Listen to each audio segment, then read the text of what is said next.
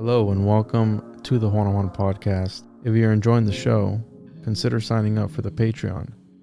There you get ad-free content, early access, exclusive episodes, and monthly supporter hangouts.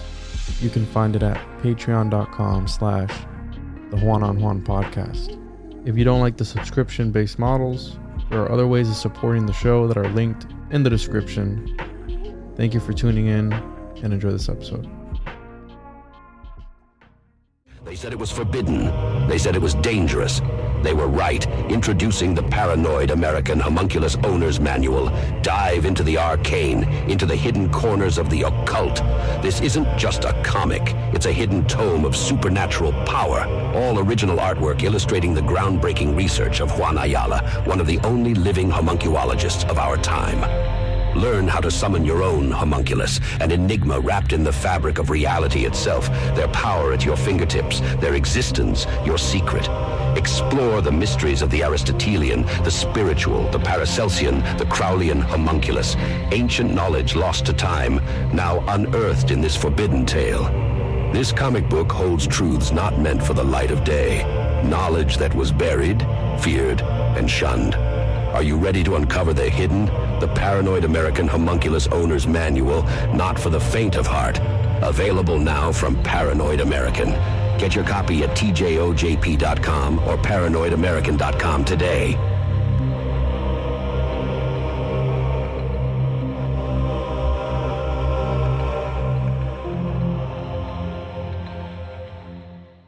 Welcome to the One-on-One podcast with your host, Juan Ayala. In this episode, we're going to be talking about something that I've always wondered about, something that got me into podcasting, and that's the enigmas of the ancient world. We're going to be diving into the mysteries of the ancient world, talking about these huge stone structures, these megalithic structures that supposedly have been left behind by Civilization X, or was it the people that were already there? Is history lying to us? Has history been occulted from us? Do they truly know what's going on? And what are these sites hiding?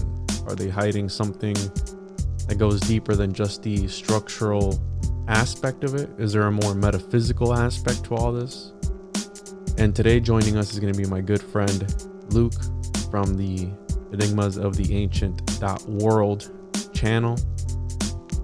And there's no one better that I know who's as well versed in this type of topic than Luke. He's actually been there numerous times, and him and I go back all the way to episode 11 of the One-on-One podcast. So make sure to check that out. There's numerous episodes. I list them on the show. But yeah, we go way back. The first episode I ever put out with him and I on YouTube was October of 2020. And we recorded that before that. So make sure to check that out, because we're going to be diving deep, and Luke's going to be talking to us about some of his experiences at these sites. And I've told various stories of his that I've heard him tell me over the years about his visits to these ancient megalithic structures and sites. So, as always, hope you enjoy this episode, and see you on the next one. They're focal energy centers, and I think they're places of like, I don't want to say, lost the word, I don't want to say ascension, but it's like they're places where you tune in and you elevate yourself a bit, and suddenly things that weren't quite possible are clearer and more possible.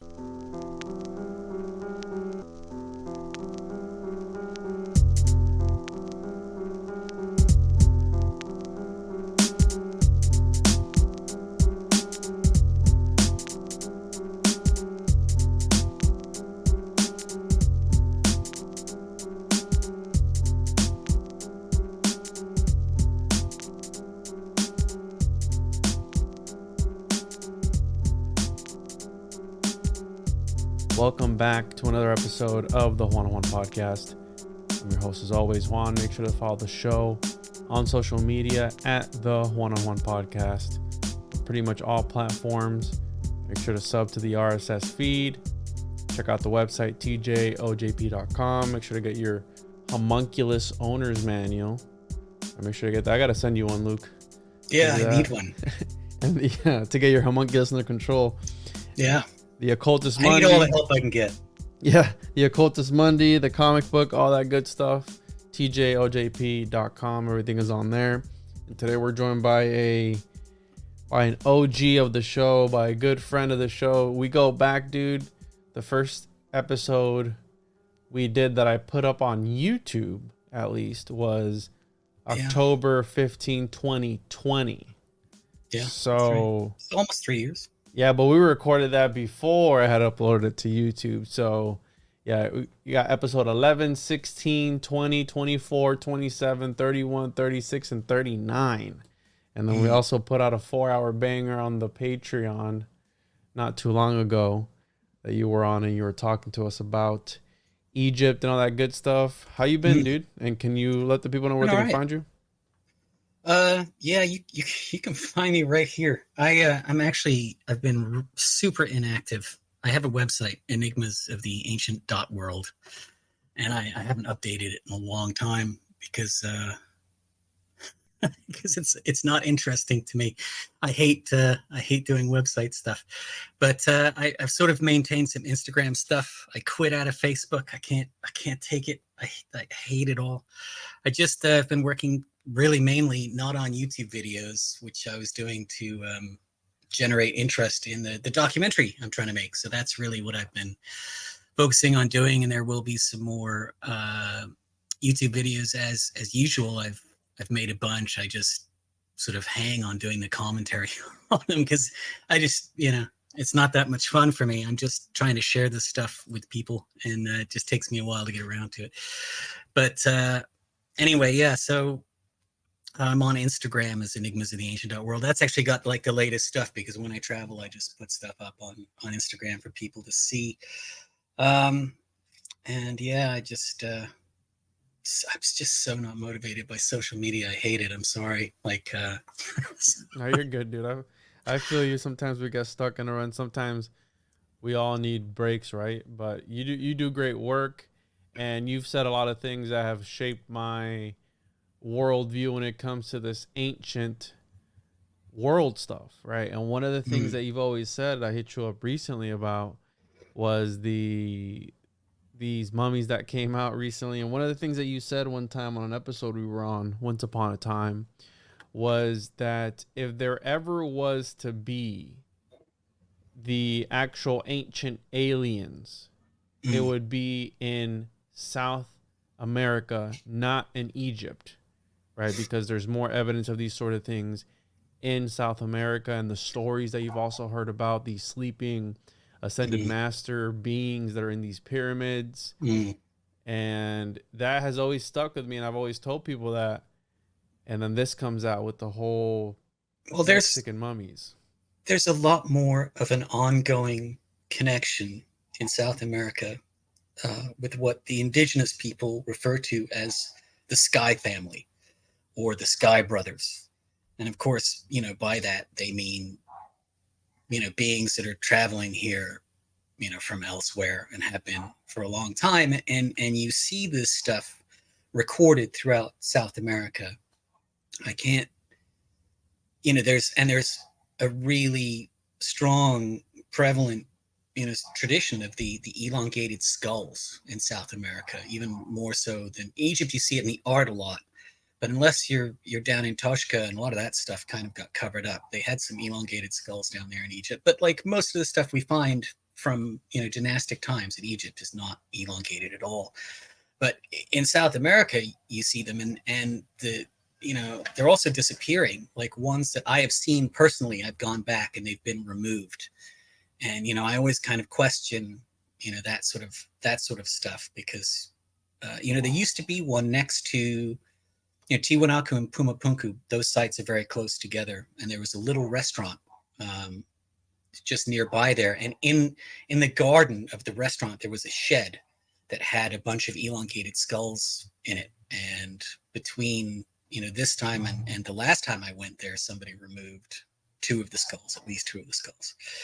So, there's that sort of stuff going on, and people argue about whether it's, cranial deformations or something else. But a lot of them, some of the stuff that I ran into on my last trip to Peru was entirely incidental. But I do have another story, actually, I can tell you about something interesting up at Tiwanaku that I heard when I was there. But these mummies, to get back to this, what's going around now, what's come out, these came out before. I don't think they're real. I don't know. I haven't seen them. I think it would be great if they were evaluated professionally and openly, and we could see what they really are. There's some biological issues. Like, I don't know of any other creature, that has arms, that has a single lower arm bone. Like, we all have like the radius and the ulna, the two bones. And actually, when we twist our arms, like the bones actually kind of wrap around each other. And like, they have no thumbs. Like, there's a lot of weird stuff. They'd have to be like telekinetic or something. And these things just kind of look like paper mache to me. And it's really hard. I want to believe. I'm waiting. These ones don't seem like it. But some of the other stuff, some of the Paracas stuff, for example, those are real. Those are very real. And to me, I think they're I don't think they're actually extraterrestrials. I think they're another form of humanoid, not these ones you're showing now, but the Paracas ones, I think, are another form of human, just not sapiens. And I think as we, continue with our archaeology and our anthropology and paleontology, and we discover more and more stuff, like some of this stuff, and there's a couple of those that we're gonna see today. And these skulls, it's interesting. Some of the ones that we'll see that I filmed, they're small. Like, these people were small, and I just think it's there's so many of them, and like the way that the skulls are joined together does not seem like our skulls are joined together. And I think they're probably another type of humanoid, that existed. We discover more humanoid species all the time. There's a couple of different small humanoids that were quite smart, like for Florenziensis, and there was another one recently. And of course, there are other races too. We forget, that a lot of the stuff in our prehistory is underwater and is under silt. All the oceans are 300 feet at least higher than they were 10, 12, 15,000 years ago. So a lot of, civilizations almost always live by the water. And so when that water rises, everything is covered in silt and muck and everything else. And, we know, like in the Mediterranean, for example, we know there's 250 cities at least that are under the water there. And our marine biology, our marine archaeology is still, in an early stage. The technology is expensive and difficult. It's really hard to, move that silt out of the way and all that stuff. And they tend to focus on ships, because ships are a big payday. If you can, you see how everything's laid out. Maybe there's some gold in there, or maybe there's, an antikyth or a device or something in the cargo hold. There's a story.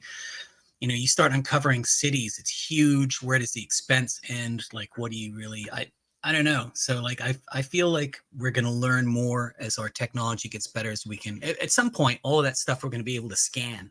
We're going to be able to see it all really clearly, when the funding is there and when the technology is. I saw this article.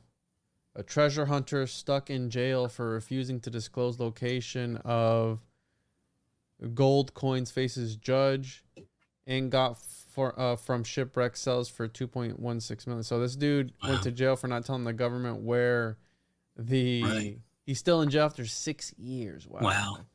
Yeah. And I've had, once upon a time, I had Brian Forrester on, and this concept of these elongated skulls, right? Because they're not giants by any means, right? Because you have the whole Nephilim and giant lore. Because these are redheaded too, right? There's some hair on them, and they're also redheaded. Some of them do seem to be like redheaded. I've certainly come across Egyptian mummies that still had their hair and it was red. I don't know if it was henna or whether it was a natural red, but they're still red. There are here too. I mean, some of these are in the Larco Museum in Lima. and some of them are in other museums. The Larco is actually a private museum, and it's one of my favorites in the world. They open their back rooms to anybody. It's the only museum I know that does that, and you can actually go into their back rooms and see all of the artifacts and skulls and pottery and figurines, like in just on their back shelves. You can actually walk through it all. It's really interesting. And do we only have their skulls? Do we have any skeletons at all? Like No, full? we have skeletons. Like most of the Paracas skeletons, they're sort of bundled up. They've got their knees under their arms, and they're in this sort of position, and they're just, most of them are, they're like 4 feet tall, and they have larger heads, larger skulls, and So like this? yeah, kind of like that guy. And they're just, like there's one in the video that I sent you that we're going to look at in a bit. And Yeah, let me know when you want me to pull you them can up. put it up whenever. I mean, we can just talk about it.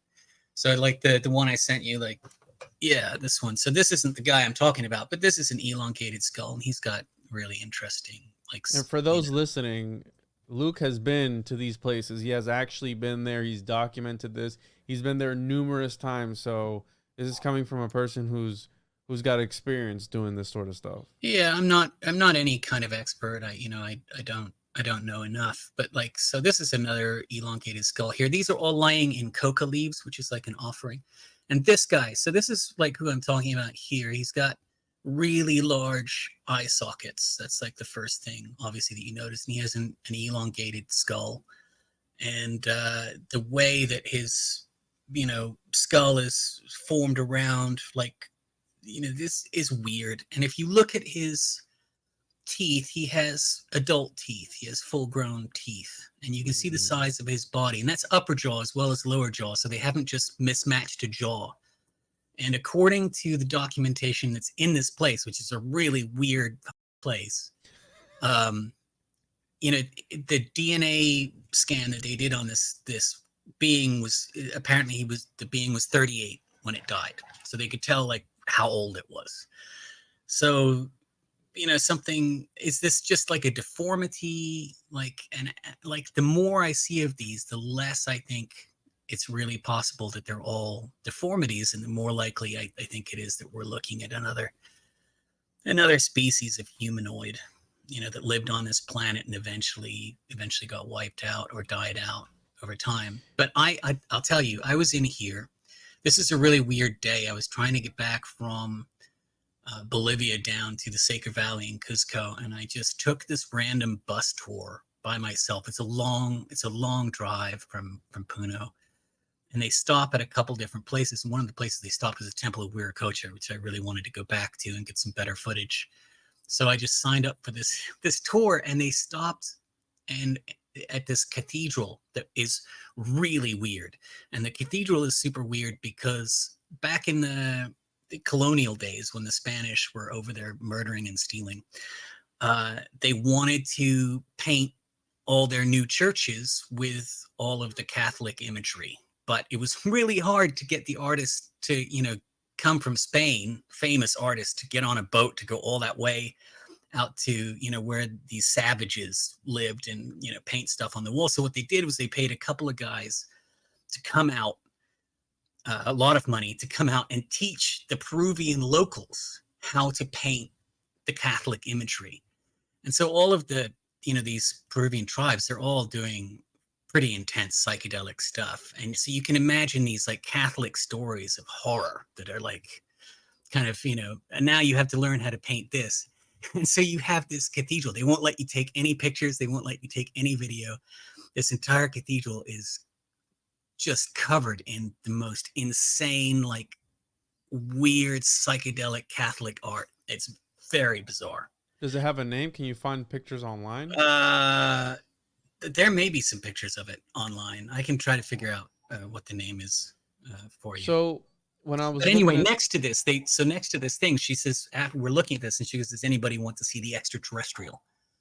And I'm like, "Yeah, okay, whatever." This is where? Show me. This is in Peru. This is like getting down closer to Cuzco on the way back from Puno, and Yeah, so I went in, and it's this room. There's one outside. There's one skull outside that we haven't seen yet on that video, and there's the ones that are in that room. And I was the only one in there. And you see how all those skulls are laying on the coca leaves, which is like an offering. And so I'm in there, and one thing that you don't see on the film is down on the floor to the right, there is a box with two like huge chunks of obsidian. And there's like another skull or something between them. So I got down on my knees, and I've got my hands like on these pieces of obsidian.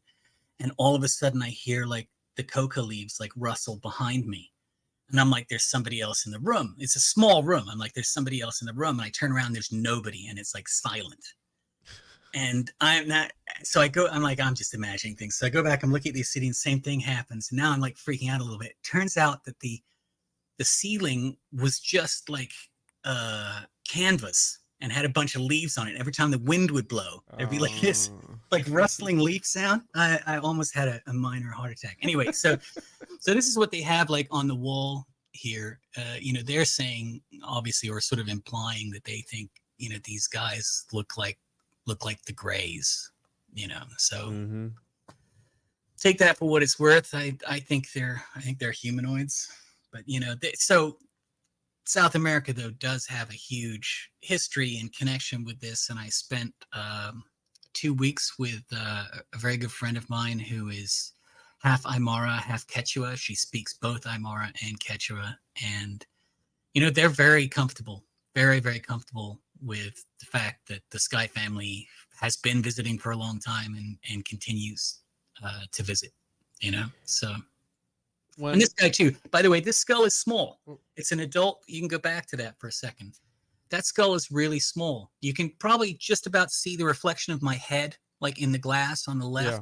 Like my skull is like half again, like the size of that. But he's got adult teeth. Again, upper jaw, adult teeth. Like that guy was old, but he was probably 3.5, 4 feet tall. Or they just had tiny heads. When I'm looking at this one in particular, the teeth stood out to me. Yeah. And again, I'm not, because you're saying it could be a deformity now. There's a few things we can go off of that. But one of the things that comes to mind is, I don't know if you've ever heard of this guy, Beetlejuice. He's been on like... I've seen memes. I don't watch a lot of crazy stuff, but I have occasionally seen a meme of this guy. Look at his teeth. I don't know anything about him. There's the him and the like, are you sure about that guy? And I see that. I don't know where either of those guys came from, but I've seen them both. But it kind of resembles, right, the teeth and then the big eyes. And again, I'm not saying this to be, I'm not bringing this up to be mean, but I'm just pointing it out. But is there any lore concerning, okay, let's say that these people had this deformity. Were they perhaps, was there any sign of hierarchy where they worship because of this deformity, or were they shunned in society? Is there any evidence of that? The hearsay, with the conversation that I've heard about that subject is that they were wiped out. They were eventually wiped out. At some point they may have been venerated, but eventually they were wiped out. So, I don't know. I wasn't there. I'm not any kind of an expert, but like there are an awful lot of, these elongated skulls all throughout Peru in particular. And, it's interesting because they do have this connection as well with for example, if you go to Chavin Temple, which not many people go to because it's remote, and now it's even harder to get to than it used to be. But there is a big stone. I could have given you footage of this. There's a big stone in front of Chavin Temple. How do you spell it? Chavin. And there is, in front of the main temple, there's a big stone, which I think they call the Choque Chinche stone, which would be CHOQUECHINCHAY. Haha, if you got that. So yeah, that temple, in front of that temple, there's a stone, and it has like these imprints in it. There's 7 imprints in it. And when I was initially looking at it, I thought this looks like, because there's a puma paw in Cuzco, and the puma is a big animal in South America, especially for the ancient cultures. So I thought that's what it was, and I was corrected by a shaman. It's the Pleiades stone. Those 7 imprints are, the pattern of the Pleiades planets as seen from Earth. So these guys, the Chavin culture is very interesting because they have the land zone is there, which I have a weird story about, but I actually ended up talking with the shaman at Tiwanaku about this, and he's like, you don't want anything to do with the land zone. You don't want to go there. You don't want to make an offering. He was really trying to freak me out. But it was a really powerful early culture. It's the first known proven example of ritual and continued use of psychedelics, like in their Is this what you're talking about? in their religion. No, that's not it. It's That's there too, though, right? Yeah, that is there. It's now in a museum. There's a replica there. Yeah, it's like a flat. I'll get you a picture of it, or I'll get you some video of it. You can superimpose it in. It's just got here. Let me type in CHOQUE. Yeah. No, leave Chavin there. CHAVIN, and then go CHOQUE. CHO. Yeah, QUE. And then new word CH. This is it. That's it right there. This one right here? Yes, that one or that one. It's the same stone. Altar of Choke Chinche. Yeah. And I mean, I knew a latter day Choke Chinche who died 2 years ago, who was a shaman who held a lot of knowledge about this site, and he had been given again the name Choke Chinche. And what he taught was that this was the Pleiades. These were the 7 planets of the Pleiades system recorded in the stone.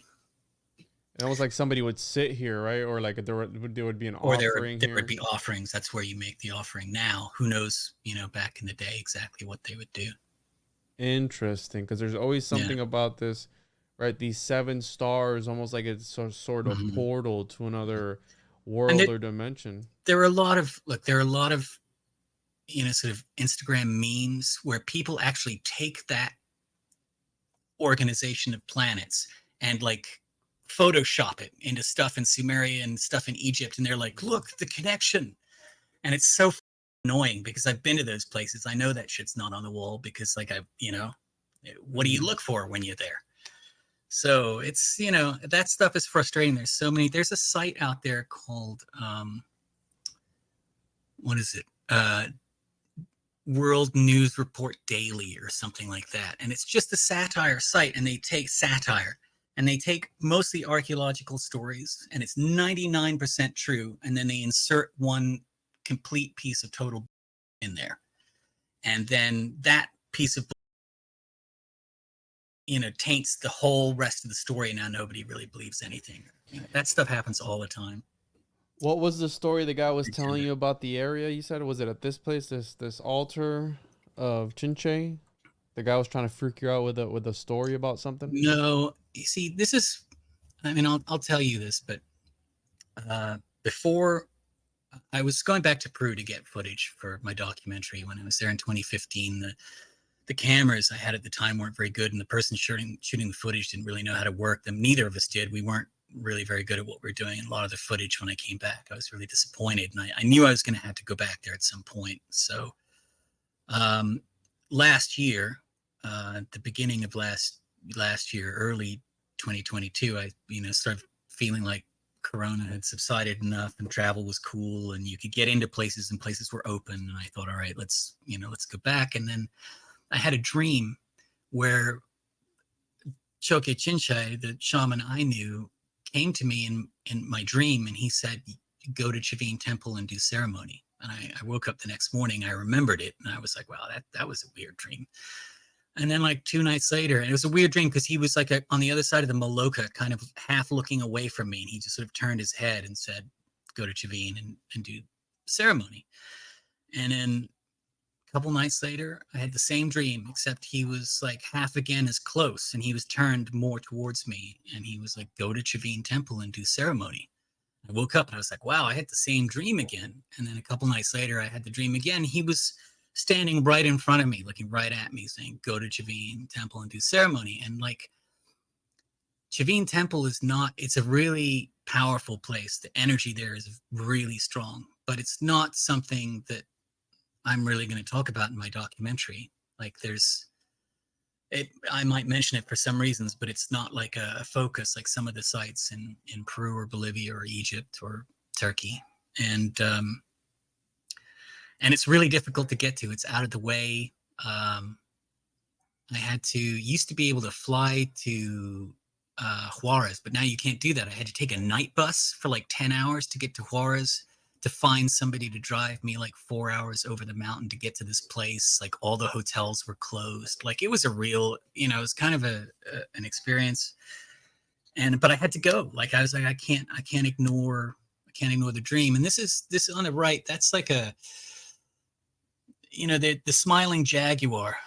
And like the land zone is also like a anthropomorphic half jaguar entity, and that's underneath the labyrinth there. And I'm pretty sure what they would do is they would fill you full of wachuma and whatever else as an initiate or as a pilgrim, and then eventually take you down into the catacombs, and you would wander around and eventually come across like the land zone, which is this huge granite slab with a weird jaguar entity carved onto it. It's a pretty intense experience, like sober. Yeah, that's the land zone. And like, so the front of the face is like on the edge of the monolith, and then sort of, So this is their deity.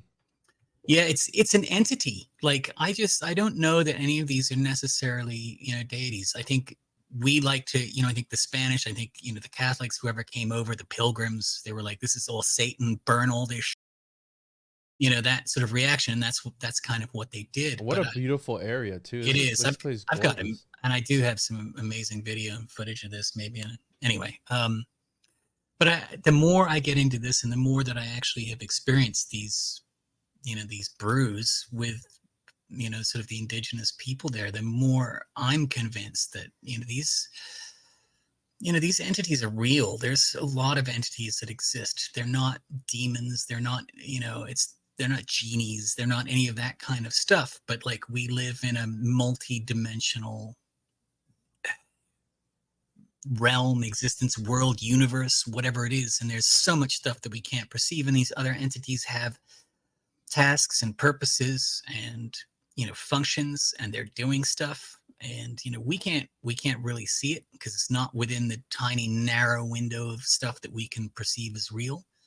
Yeah, that's the land zone. But stuff is going on. And I think some of these entities are still available. They're still reachable depending on like, what you're, how you're going about it, what your goal is, where you are, like in terms of like what you can feel and perceive. And that was really, I think, what alarmed the shaman in Tiwanaku, is because when I was there, I was interviewing him and I told him about those dreams, and he's like, you must not go to Chavin. He's like, this is not Chokichinchai calling you. This is the land zone calling you, and you don't want anything to do with that. And, again, this is like spiritual beef. What? Like, for the Tiwanaku people believe that like Chavin originated out of Tiwanaku, like back in the day. And so they believe that like Wiracocha, who is like the Tiwanaku, he's the guy in the sun gate with the, the two staves and the sun hair.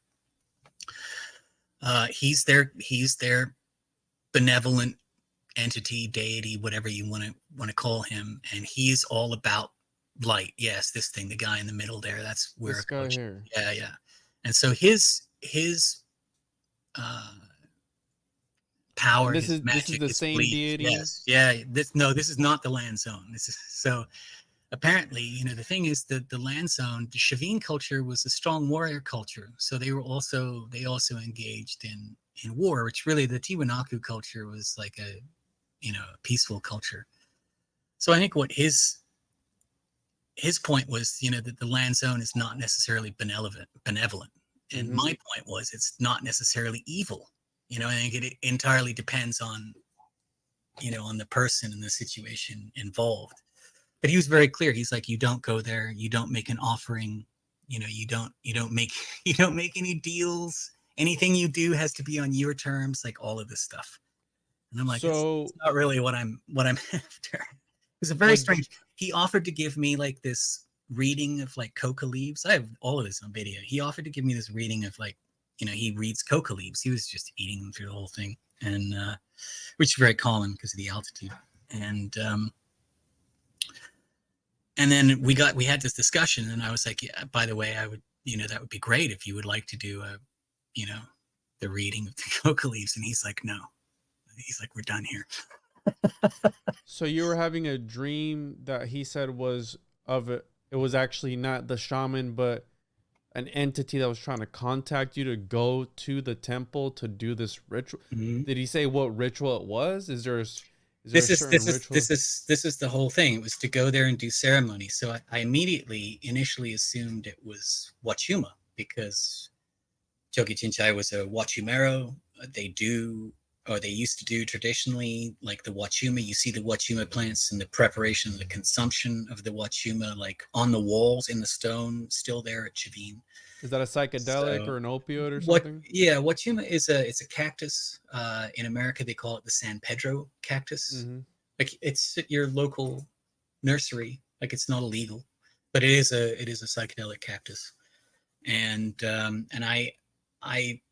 Choki Chinchai, Don Howard, prepared, like I went to, you know, the place where he, you know, sits with you with the medicine, and I actually did 8 days of ayahuasca, and then I did 8 days of Wachuma, and then the last day we did like Vilca on top of the Wachuma.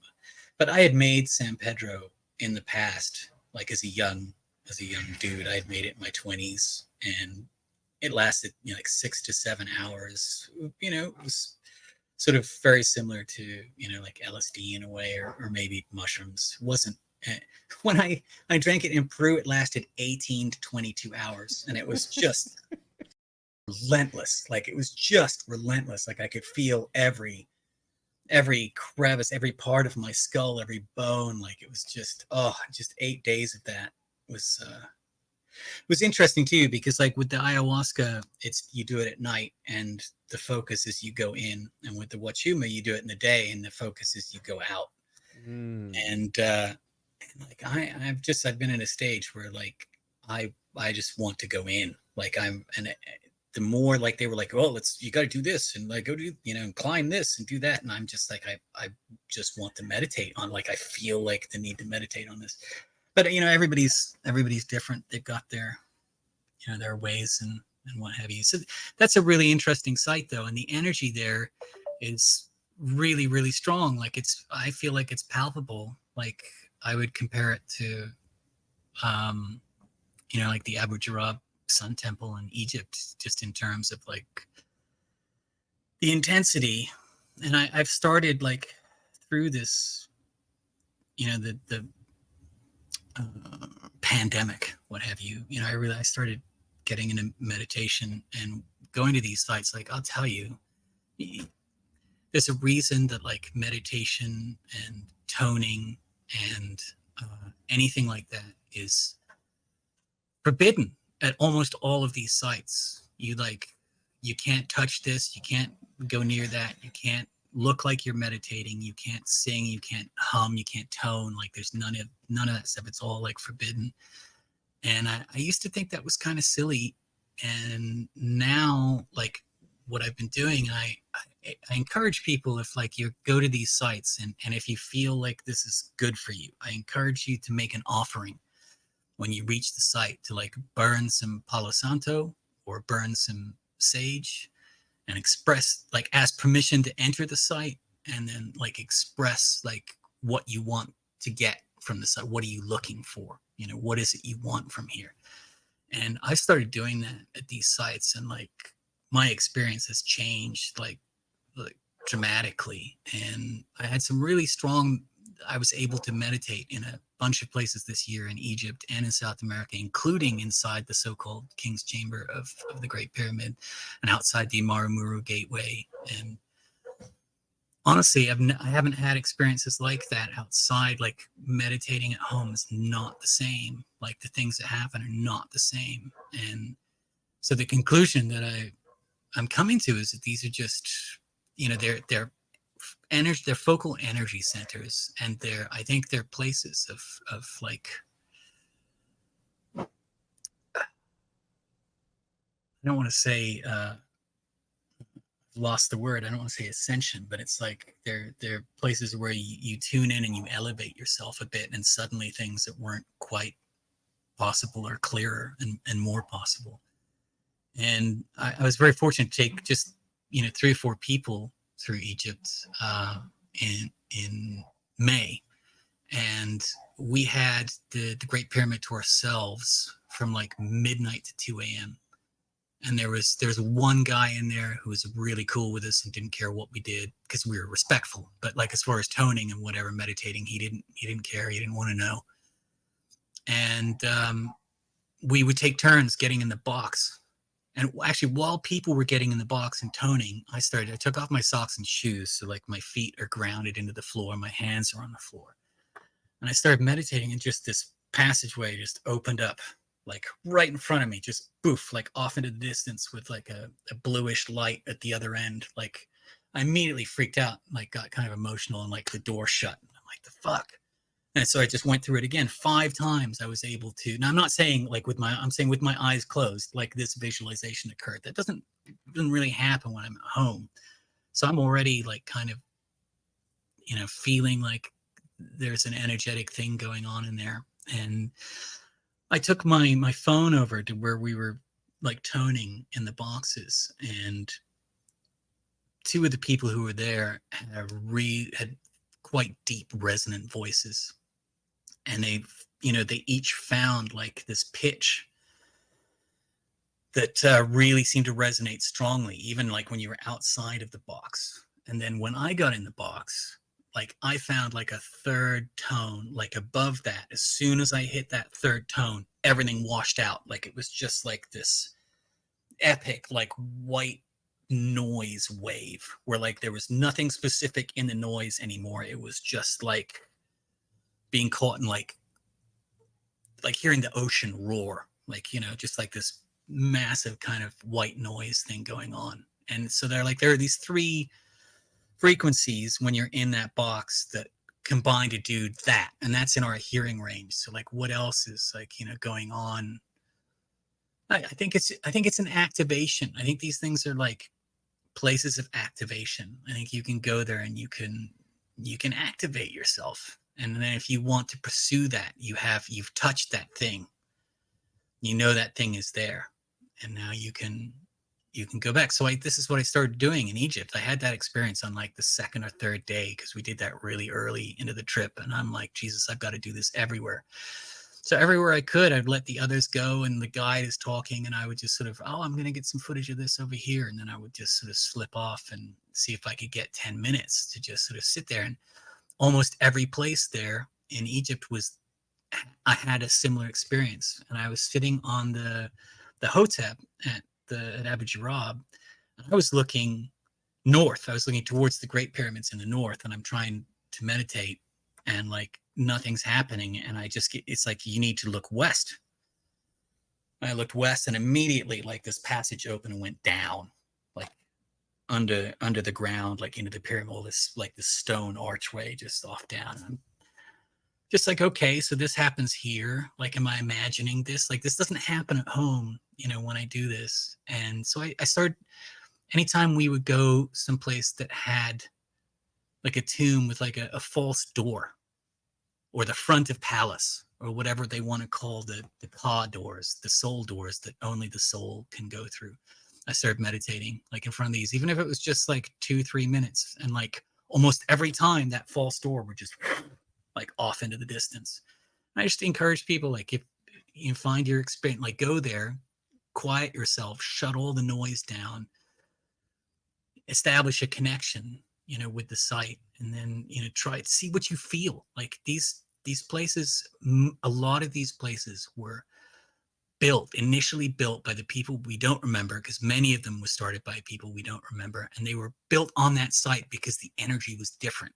And then at some point, like, a religion was created around it, and then like there's a wall, and now there's a fee, and then now there's a name, and this stuff kind of develops. But like initially there's like this difference, in the place. So I just encourage people, like, when you go to these sites, because very often it's like there's a guy with a flag, okay, everybody, and they're blowing a whistle or calling the name of your group, and like, look at and then, they'll just tell you all the stuff that they learned off a little book. They don't really know any of the deep history. They can't read the hieroglyphs. They're not connected with the indigenous people. This is just, the stuff that, you learn in a class that may or may not really be true. And especially like with Egypt, when you look at it, everything from like the New Kingdom on is accurate, because the record keeping was really good. But before then, the record keeping was terrible. It was very spotty. We don't really know. And there's just a really good chance that civilization goes back an extra how long, and then these pieces that are really out of antiquity, that are super old and really seem super old. Now it makes sense why nobody remembers them. Now it makes sense why the dynastic Egyptians didn't talk about building the pyramids, the Great Pyramids, or building the Sphinx. It's because, it was already there. And that makes sense if you look at either the culture going back, or if you look at the fact that in the last 100,000 years, like, we think of our human culture as the only one to like go into a Stone Age and come out, and then go into a Bronze Age and then become like this modern civilization. But how many times did we come out into a Stone Age and then get wiped out and go back in? How much of that stuff is hidden underneath the oceans, however far out, when the sea level was however much different, or when the continents were, whatever. So like, I just think that we don't really know. And the same thing sort of makes sense in South America with some of those sites, like Puma Punku, like Ollantaytambo, like the Coricancha, like Sacsayhuaman, where you have all of this evidence of the Inca and other cultures afterwards coming along and using these sites and rebuilding them with this small stone construction that is nowhere near as grand or epic. And then, I was there this year, and I'm talking to the guides there. I'm talking to the archaeologists there, because I really want to understand. I don't want to go in there yelling and screaming. I really want to understand, why is it, that you think this? And I'm just waiting for the good reason. And I did see some good construction techniques for like Sacsayhuaman. I don't necessarily believe it, but like, I'm like, okay, that's credible. But like, when it comes to why are none of these incredible structures, the old, super interlocking, really fine technique with the incredible shaped blocks, like, how are you doing that? Like, and fitting that all together. And it's all like earthquake resistant. That's why this stuff's been around forever, because it resists earthquakes way better than, the stuff we build today, because it moves and then it just goes back into place. And there's this particular lip technique that I found at a couple of sites that you just don't see anywhere else in the world. Like, whatever was going on there was really incredible. And so when you ask, well, how come they never finished? How come the Inca, this is a temple and this is a royal building, unfinished, whatever site you're at, Tambo Machai, Pucapaco, it doesn't matter. Like, they're all unfinished. Sacsayhuaman, the Coricancha, it's like all unfinished. So why is it all unfinished? Why is this all finished with this stuff?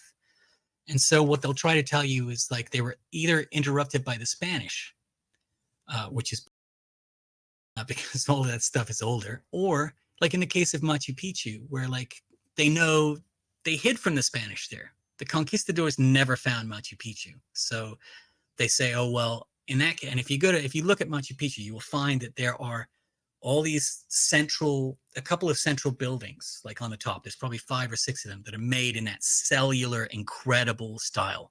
And those are usually built around the older monolithic stuff that has like weird, these are just like some kind of ancient, really truly ancient altar. So this stuff is usually built around that. And then everything else is this small stone construction. And so what they tell you when you're there, they will tell you, oh, you know what? The Inca came here, they started building in their usual magnificent style, and then they went, we just don't have enough time. And so they just switched to making some, like, they literally will tell you that they were impatient. They needed to finish their houses. Like, they didn't know how long it was going to take to build it the old way before they started. Do you know what I mean? Like, that's what, so everywhere you go, there's a reason why it's incomplete. And that reason is always something weak. And I'm still waiting. We'll have to do one on Ollantaytambo and like Machu Picchu, because I have some really, really super amazing footage. When I went this year, I was actually on the train to Machu Picchu, and I was in a carriage filled with French people who were all extremely ill. And they, I made it so far without getting sick. And then after Machu Picchu, I got really sick from all these French people. And vive la France. And so when I was coming back, I spent 2 days in Machu Picchu. And then when I was coming back in Ollantaytambo, I was really ill. And Ollantaytambo was also the day I was going to go to Napa Iglesias or Napa Haka, which we're going to see some of that footage in a minute. And I was so sick. I had a temperature of like 101. And I stopped at the pharmacy, the nearest pharmacy to the hotel, which happened to be right outside Ollantaytambo. And I turned around and there was nobody there. And I'm like, I don't care how sick I am. I have to go in here and just get this footage of this place with nobody there. So I got some really good footage this year. To back up a little bit. Sure. Sorry, buddy. No, you're good. Because I always tell everyone this story about you in the box and how it would shake violently and you had to get out. And if I'm not mistaken, Crowley made contact there in 19 something or other with ayahuasca, and that's what had instructed him to write their main book, the Book of the Law, if I'm not mistaken. And so like this idea of meditating at these sites, because the sites themselves, it's either the proportions in which they were built to, or the location, or a combination of that, right? The proportions plus the location, right? That is able to open these places up, because and the place itself becomes a sort of gateway, if you will. It becomes a sort of portal, right? And you're not, and maybe not even, what do the locals say about why the indigenous people chose these areas to begin with? Well, does it involve aliens? Are we talking about South America? Are we talking about Egypt? Let's talk about the South America, the Chavin Temple, because that one's interesting. What do they say about this particular area? Is it the Sky People again? I think most of the academic study there focuses on Chavin as like a center of pilgrimage. And it's kind of interesting because it was a very long time ago. It's a very early culture. It's really far up. It's far north in the Andes. And yet it has it's not in the jungle. And yet it has a lot of jungle iconography and there's a lot of evidence of people coming a very long way in ancient times to come and do pilgrimage there. So I think that's sort of like their focus. The fact that these people were, felt they were deeply connected to Pleiadians for whatever reason, enough that they had to, sort of make a monument to it, I think is interesting.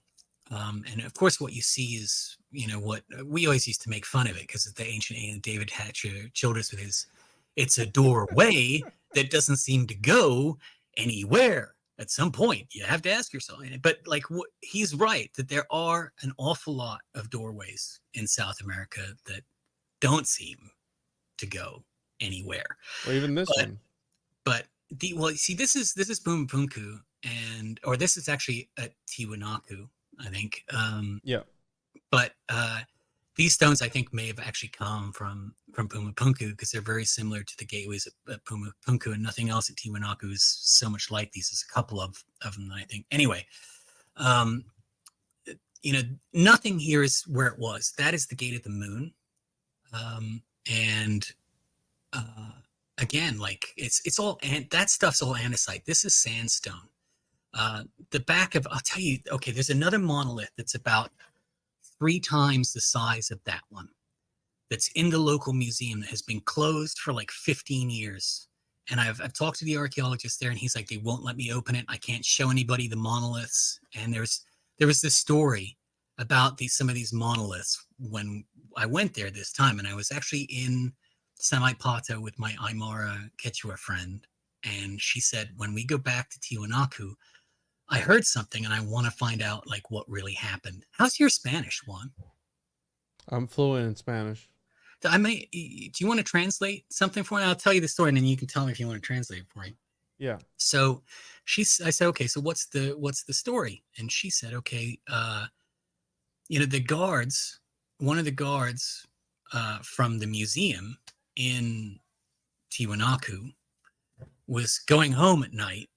And these guys they're not local. They're like federales. They're like a federal police force. They've got, guns and badges and the green jackets and the whole shit. Anyway, she's like, he was coming home and he saw a humanoid figure that was about 11, 12 feet tall. And it had the head of a puma, and it had an axe in one hand and the head of like a human in the other hand. And she's like, the story's going around, and like when we go back, like I have to find out. So I said, okay. So we were actually walking around Tiwanaku, and here come three of these guys. So I just kept the camera running. I pretended it wasn't. I just kind of pointed it randomly somewhere and didn't look at the camera again. And she asked them about like the story, and it was the partner of one of the guys who was there. And he said, no, it didn't happen like that. He was in the museum, and he was, doing his rounds, and one of the monoliths moved like towards him.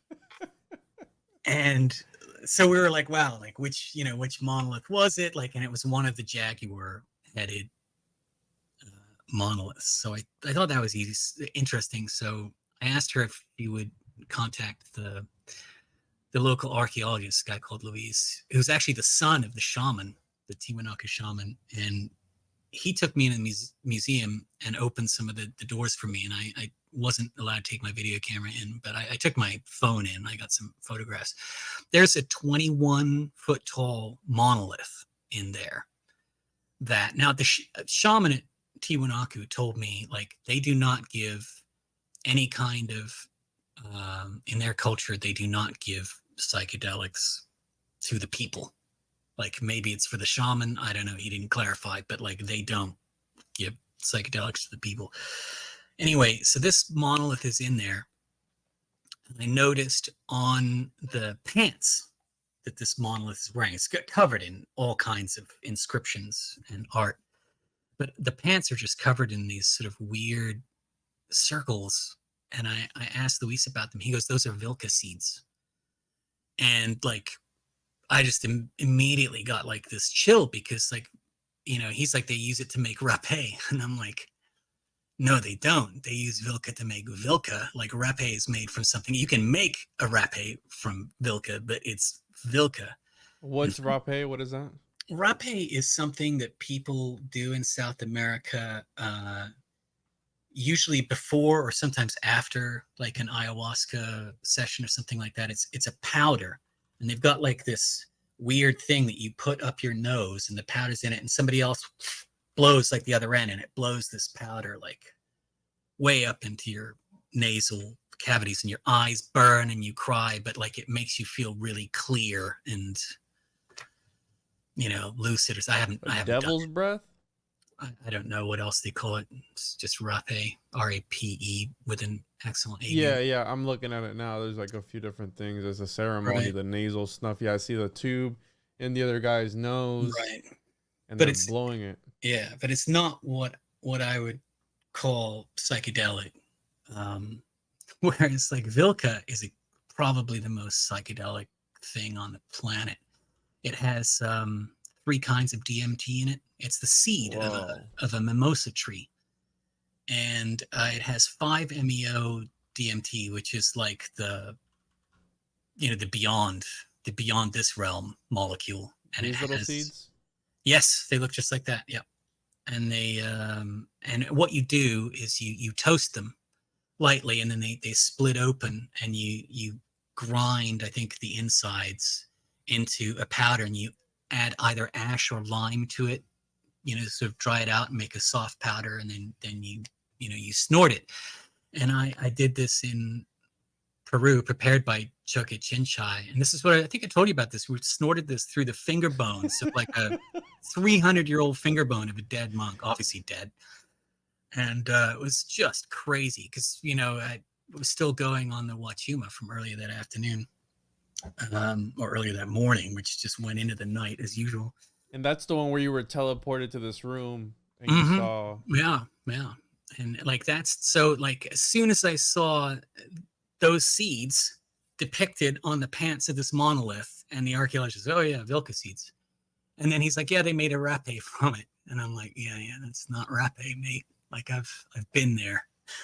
that's not rapé. So, but it was I had a really strong moment of like understanding this. I think I don't know if I told you about the statue of Tlaloc in Mexico, outside the Anthropological Museum in Mexico. There's a giant, almost the same size, height-wise statue of Tlaloc, the rain god. And this was outside like a building, a village in Mexico. And at some point in like the 60s, I think they moved it to be outside the Anthropological Museum in Mexico. Yeah, Tlaloc. Yes, and that's actually the statue I'm talking about right there in the water on the right. And so when they moved this statue to its current position, I think it rained for like a week. There were like massive floods, like people died, and they were all like, oh my God, the statue of Tlaloc. It just happened when they moved this thing. And people might say, oh, coincidence. But the same thing happened with this monolith with the Vilca on its pants down in Tiwanaku. Luis was telling me, oh, this statue used to be, this, location, and they moved it here, and there was a massive flood, and all these people died, and like we haven't moved it like since. And that's what's the connection with the seeds being on the statue? What do you think that is? Is that like these are this is like this is a power plant. This seed is a power plant. It's a plant that gives you like an interdimensional ability. When the place I went to where they do, which is one of the only places I know that offers Vilca in Peru. There may be other places, I just haven't seen any. But like one of the things Choke Chinchai used to tell you, it was a little bit melodramatic because, you go through this day of Wachuma at the very end. So you've gone through like 8 days of ayahuasca, which is murderous or can be murderous. And then the Wachuma on top of that 8 days. And then they give you the Vilca in the end. And you're sitting around this Masada, which has all of these power objects, human skulls, animal skulls, different crystals, talismans, all these power objects, and all these ancient flutes. They look like jugs, but you fill them with like different amounts of water, and they make a different tone when you like blow into them. So we're all like blowing in these. Anyway, so he gives you this story, like when you're sitting there, and he's like, this is the indigenous people, they refer to this as the bridge between life and death, and you should be prepared. You may see dead relatives, you may see whatever, and like some people don't come back. And then he's like, so who wants to go first? And I was just like, me, because like I am not going to sit here and watch 15 other people maybe not come back. Like I'm first on that train. So, and I'm never wanted to be first for anything, but I did. They tell you to go back to your room, and it takes about 15 minutes to kick in, and it lasts about 15 minutes, similar to, I guess, other DMTs. And it's was a very, very cosmic experience. And again, it's like one of those things that like has sort of informed me, because like it showed me the disc that I was telling you about, that I realized I was supposed to step onto this disc, and the disc had like these patterns in it. And through the patterns on the disc, there were these like serpents of light that were like lighting up the pattern. And I realized as I looked at this, I was supposed to step on it. And then I stepped on it, and I was in a room. And since then, like I have seen those type of discs, like in Mexico in particular, like in museums. There's in the Anthropological Museum, there's like 6 of them. I didn't know these things existed at all. Like it doesn't have the same design as the one I stepped on, but it's. What are the discs called? Do they have a name? It's an unpronounceable name that begins with C, like a cahoxula. Like I'll have to try and because it's in like Nahuatl, So like it's it's like it's CAHUI something or Kahwixtla. I can't remember the offhand the name of it. But there's maybe do Anthropological Museum Mexico discs. Maybe search something like that and like see if something comes up. They're large. They're usually granite, and they're usually really big. They're usually like 2 or 3 feet high and 5 feet. There's the disc of death. There's this thing. Right. So like you see the sun disk, which is next to it there. This is the or the go actually down below it to the right. Yeah, click on that one real quick because that one's got a gateway in the middle of it. But this is the kind of thing. This is this has got an entity on it, and in the center of there's a portal there with like a cymatic figure in the middle. If you've noticed that, I don't know if you know about cymatics, but if you look at that thing on the right there, if you look at that center shape, that is a frequency. So I look at that. I look at an entity that has a portal with like a frequency symbol in the middle of that. Mm-hmm. That's what I see when I see that. Maybe I'm just, I'm a gateway bro. But these are the kind of discs I'm talking about. There's a lot of them. They have a lot of different designs on them. I haven't found the one that has the design on it that I saw. I found a smaller one with a less intricate kind of version in that museum. So you have these discs, and I think this is a good segue to talk about Aramu Muru because in that the lure for that is right that I don't know I think he was a king or something, the great warrior king or something or other. He had this disc, right? An ancient astronaut theorist believed that this was some sort of key to this gateway, right? Because anything interdimensional, anything gateway, portal related, I love because that's the kind of stuff that. Well, I do too. And the reason why, there's a couple reasons why I think portal research is really important. And I think the biggest reason is that like if you look at our space travel, right? Even if we were like even if we had like Star Wars tech, right? We still can't really get around super fast. I mean, they got light speed. It's not really that great light speed. We're looking at how do we get to nearby planets? How do we, colonize something else? How do we get wherever? And it's just like, not only the distance is really hard, but we'd have to build, like what they call like the generational ships, right? Or the colony ships where it's like you get on the ship, but you won't be reaching wherever. It'll be like your great grandkids or something like that. We don't really have the technology to freeze people properly and come out hibernate people. All that stuff is like, seems like we're not close, at least in the mainstream, right? So if we're going to get somewhere really realistic, the human body, even if we did spend all that time on those ships, by the time we got wherever we were, we'd be like these lab rats that had never left, the we'd lab. Look like those Mexican mummies. Yeah, we'd show up somewhere and we'd probably just fall over. We'd look like this. Yeah, exactly. It wouldn't be good. So like really, I think what we need is portal technology needs to be instantaneous. So if there is a history or an idea of this or a thought about this, we should look into it because that is going to be the real answer if we can ever make it happen. And so, and again, these doorways appear everywhere. Yeah. So this is the video. I rocked up on this day, and I was this whole trip because I didn't do any of the normal times or routes. Almost everywhere I went was empty. And this day it was just my Aymara friend and myself and Socrates, the guy with his flute, who just makes sure people don't, do anything stupid there.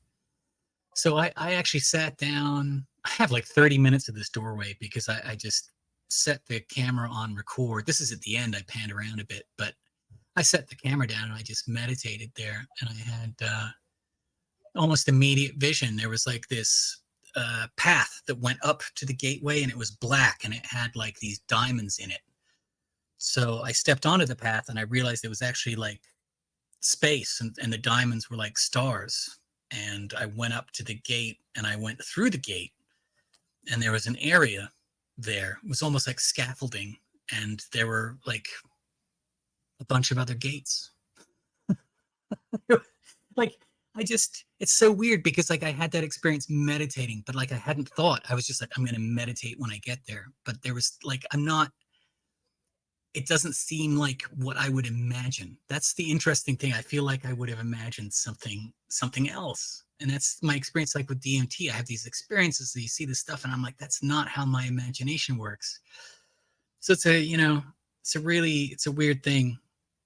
These in the middle of nowhere too, having right? it, yeah, absolutely. Like this is like you cross over from Bolivia back down into Peru and you maybe drive for an hour and you're just kind of out in the middle of nowhere. And there's these a lot of interesting rock formations there that just have come out of the ground. There's one about half a mile away they call like the spine of the serpent that has like some really old steps carved into it. And you can walk along like the back of that. And yeah, and that's Socrates sitting there playing his flute. And it was really nice. It was a nice vibe. We just got there and I made my offering and meditated for a while. And it was good. Is there people that live out in the distance there where when you were panning around? Is there there's a little village or a little community back there. The weirdest thing was I was at Puma Punku. You could hear this music coming from like miles away somewhere, and there was a school a couple of miles away, and it was right before the June Inti Raymi ceremonies, which are huge in Peru. So like the school band was practicing there. And I'm like, God, that's so weird. What is that? I know. And as I wandered around Puma Punku, finally it was like this Peruvian middle school band playing the final countdown. A really surreal experience. Because in the center of that doorway or cutout in the center there's like an indentation. There's like a circle or something, and they say that's where maybe they could have plugged this thing in. Look, a lot of these things look like sockets, and this particular doorway shape, you find on temple walls in Egypt a lot. That exact shape. It's a weird shape, and you find that shape in multiple places in Egypt, and it usually has some form of, it's making like the word, Stargate or door to heaven, whatever it is that you're thinking of. There's a lot of them. There's a lot of them at Dendera. There's a lot of them in other, but if you go to Dendera, and this time I went there, it was locked. One of the upper rooms with the zodiac on the ceiling has a lot of big gates there with multiple stars like around it, and then like multiple stars inside the gateway. It's pretty interesting. So I look for that stuff. Like I look for Sechet's flowering crown chakra. The stuff like I look for because it means something. I feel like it means something on a deeper level, like between the lines somewhere. And did you talk to any of the locals there? Do they talk about UFOs or anything of this? Because this is on Lake Titicaca, right? Which is one of these lakes where they talk about UFOs emerging out of. Yes, that's most of the stories that I've heard are watching the vehicles go in and out of the lake. Really? Yeah, and there's a if you go up to Silistani too, I've got some beautiful footage of like that lake behind Silistani, and like the geologic platforms that come out of that lake are really, really cool looking. And you can't help but think that would be like a cool spot for something like that. And, what are those towers anyway? A lot of them are copies of like the original ones. They were used as tombs, but what were the original ones used as? And Lake Titicaca is pretty big. It is big, yeah. It's a huge lake. Yeah, in 2015. These are these artificial islands, right? I guess so. Oh yes, like the Reed Islands. Yeah, there's a lot of them. I took a tour group in 2015, and there was a day that we spent out on one of those, except I didn't get to go because one of the people was really sick, so I had to take them to a doctor and do other stuff. So I missed the Reed Island day. Oh, and the boat's made out of reeds too? Yeah. And there was another day we went out on the lake in 2015 too, and we went to see like a sunken temple on an island that was near like a sunken, like there's temples underwater there. Whoa. So or at least little towns or something, and there's stonework under there. And it's you look at Puma Punku, that place was destroyed by something, and it feels like a tidal wave. It feels like that because everything is kind of strewn about, and there's still massive blocks, 50 tons more just jammed into the side of hillsides, like lost Lego blocks or something. It's pretty crazy, honestly. Are these stones next to the the one on the left, the H blocks are at Puma Punku, and the Gate of the Sun is actually at Tiwanaku. How far are they away from each other? They're very close. You can just walk from one to the other. Oh, okay. And then here's that shape that you're talking about here. Yep. And what's interesting is if I'd known we were going to do this, I would have given you the footage. Inside those H blocks, inside the pattern in the H blocks, in the top part of the H, there is the symbol of one doorway, one type of doorway. And in the bottom part of that block, there is a symbol of another shape of doorway. And there's that block that you just scrolled past that has about 30 on the other side of that block. There's a line that goes down it, and that's indented into it about 3 millimeters. And inside the groove that's indented into that, there are like 30 holes that have been drilled into the stone. It's andesite, so it's holding it. And they're small, really small stones. And I found another one like it in the closed museum. And I asked Luis, I was like, how did they drill these holes? And he's like, to be honest, we have no idea. So, I mean, it's not saying that it was impossible, but they don't know what the tool was. They don't know what the technique was. So again, you have these gateways that are, they act like they're recessing. They're like the so-called false doors in a lot of Egyptian so-called tombs, in that they seem to be, kind of opening back.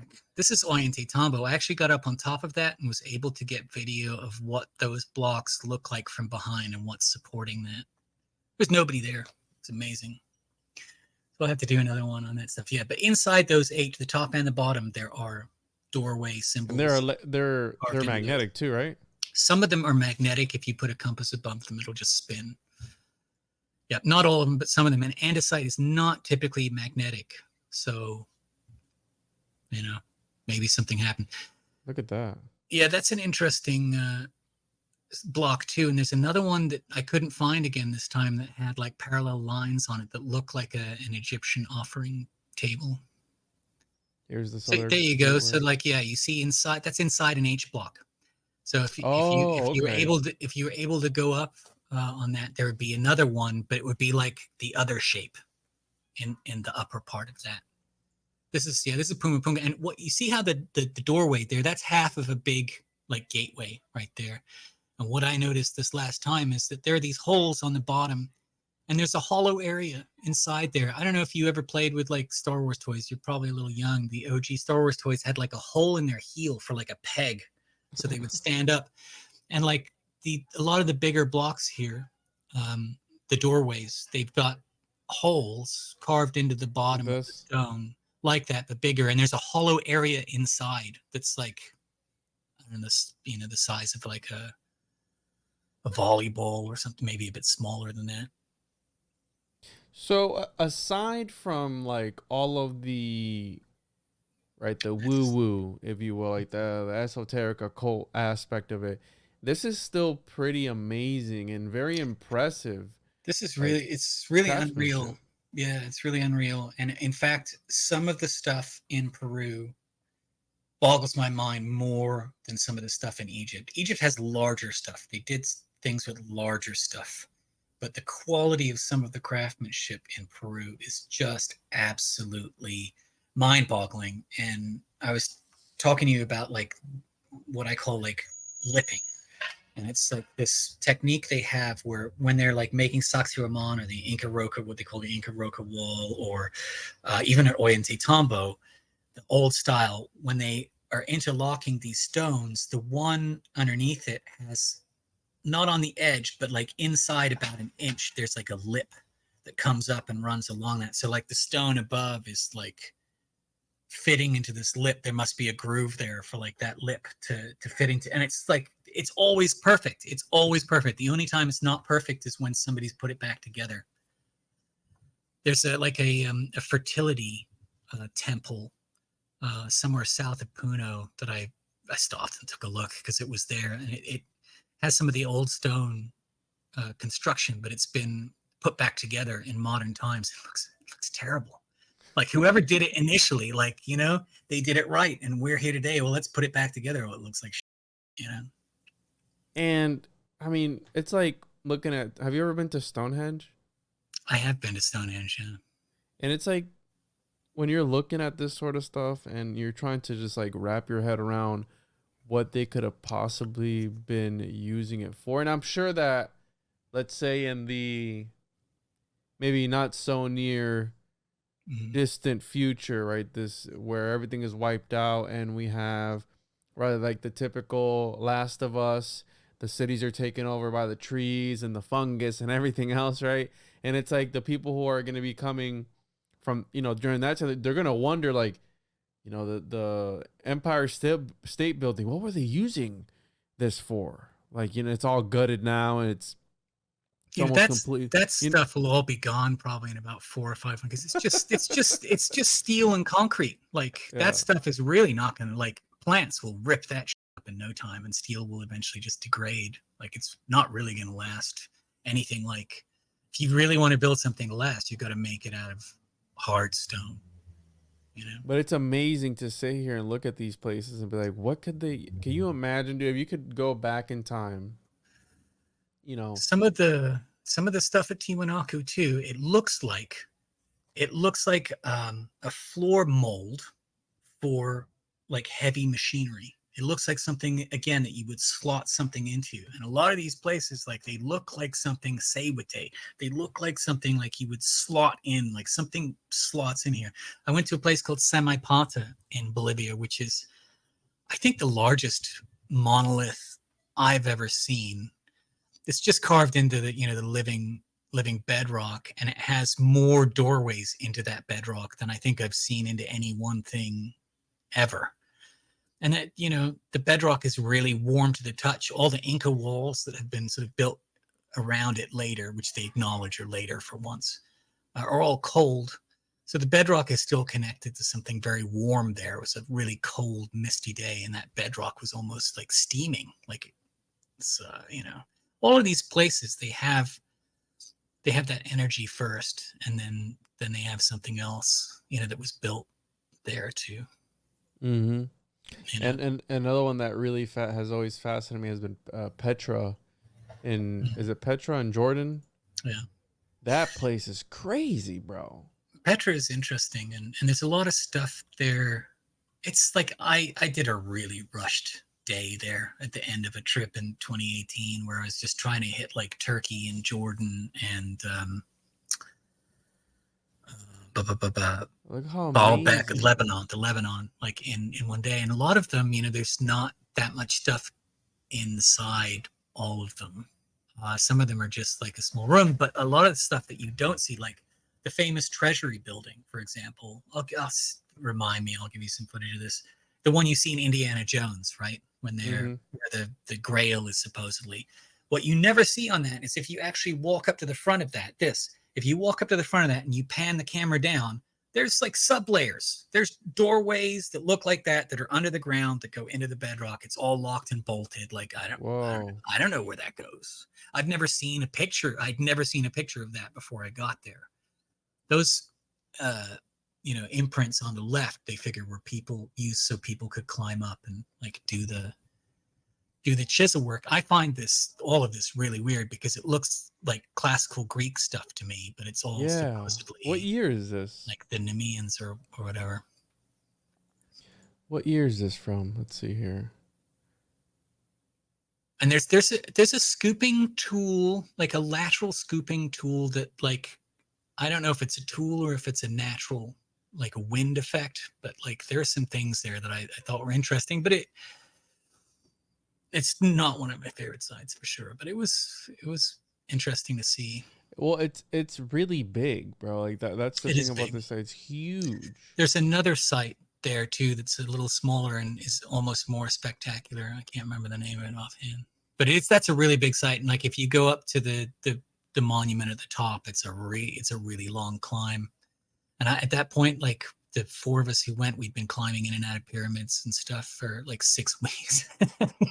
we were dying that day. One of my friends who was there, we stopped at this little shack and I bought like a Snickers bar or something. I needed some sugar. And like she came out with her Snickers bar and she's like, how much did he charge you for the Snickers bar? And I'm like, $1. And she burst into tears because he charged her $2. And like it was just like the state of like where we were all so shot at that point, like so burned out that she just lost it over $1 on the Mars bars.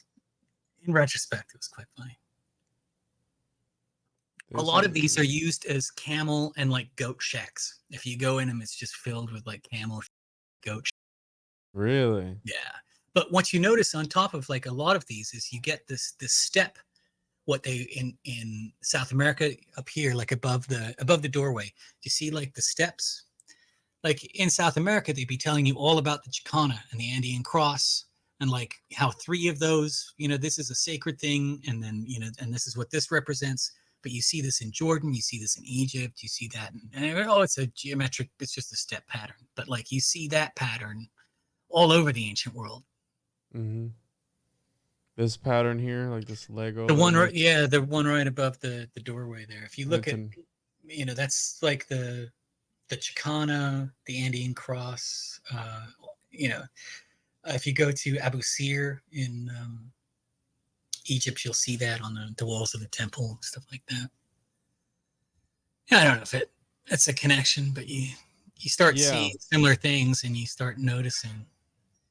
But and here they almost like started, but then like didn't fully. Well, a lot of it is like that. A lot of it's like a facade. Like I'm not sure if there's any place that really becomes like a Cappadocia here. Like I haven't seen any indication of that. I haven't heard anybody talking about how there's livable space inside, but maybe there is. There's definitely areas there that you're not allowed into. Like what's in them, I don't know. I tend to think a lot of that site I think some of the site is old, and then the rest of it is much later. It's a pretty night sky too, man. That's beautiful. Yeah. Yeah, this is one of the places I'd like to go. I know you and I had planned to go to Egypt this year, but then you friggin' like everything supercharged it. Everything got smashed into what it had to be, and it was a really anxiety inducing and stressful experience like it's never been for me before, to be honest. I didn't have a very good time, but it was still quite powerful, like in some ways. So I was just, it's a different experience. So, and this site that we got here, what is this? This is Napa Haka. It's also called Napa Glaciers. Yeah, I just sped up. I put that stuff on the beginning. This is Inca, but like you have to, it's not far from Ollantaytambo. You kind of have to drive out in the middle of nowhere and then walk up a train track for a while, and then you can climb up the mountain. I had like 100 and something temperature this day. I was so ill. But you get up there and there are multiple gateways. And again, this is one of these things. There's one of these cut into the walls of Ollantaytambo too. And if you look at this, like it's a really interesting thing about Peru. Nothing is ever quite a straight angle. It always looks perfect, but it isn't. And it's like something the Greeks actually used to do with their temples is if you do everything in the actual correct, precise formula, when you look at it from certain angles, it looks wrong. So they figured out with some of those Greek temples how to build it wrong so it looked right. And I think this is kind of the sort of thing that the Peruvians did here. They create these things that look like they're straight lines and right angles, and they're not. And there's like an iron seam, a seam of iron, I think that runs through the top of that. And I've noticed, because Yusuf used to point out to me a lot of the central chambers of various pyramids have like a ream of iron like running through them for whatever reason. So I wanted to document that. But so this was partially destroyed by the Spanish. I think they took like dynamite to it. And this doorway, again, people still come here and like leave offerings and stuff here. This stuff on the right, there's another little cabin, a stone cabin around to the left, clearly built by the Inca, that small stone construction with the imitation alcoves. But this thing is very dark on my monitor. I don't know if it's lighter on your monitor or not. Yeah, it's a little dark because of the shadow. This doorway here, pause it for a second on this doorway. This is a really interesting technique because you see this at Ollantaytamatu. First of all, if you see a door in South America and it's not just, if it has like an initial, sort of doorway like thing or initial cutout, it means it's sacred. So if it's ever not just a door, but it has like a cut into the door that goes back, that means this is a sacred place. This is what they tell you. So this is sacred because they've done that. And they have just pulled this, block of stone out. Now, I imagine, because like there are little white marks, which I would tend to believe were chisel marks, the little tippy tap, like a finishing thing. But like they've just removed like a block in everything's very smooth in there. And it's just,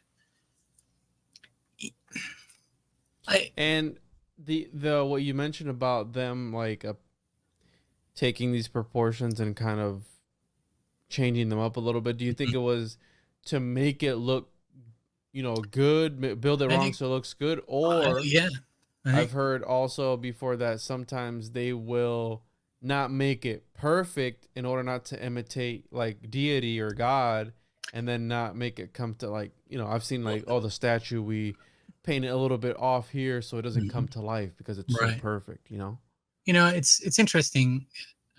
I mean, I can't say it, but my Aymara friend, when I was talking to her at Puma Punku, because she believes that stuff is molded. She doesn't believe that stuff was cut. She thinks that stuff came into a mold. But geopolymer, I think is what they call it. Right? Yeah.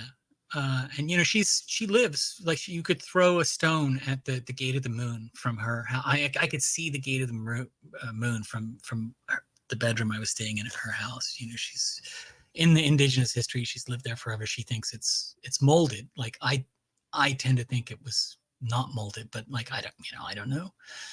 I'd be interested to find out for sure at some point anyway. But I asked her, I said, like, what kind of tools? Because this is a long time ago. I think we're really talking about, if you look at the Aymara history, they will tell you that site is like 14,000 years old.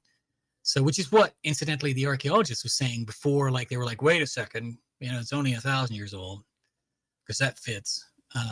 But I asked, so what tools? What tools do you need to do this? Because, you look at those H blocks, it's so smooth. Like it feels like it was cut with heat or something. It's just like glass.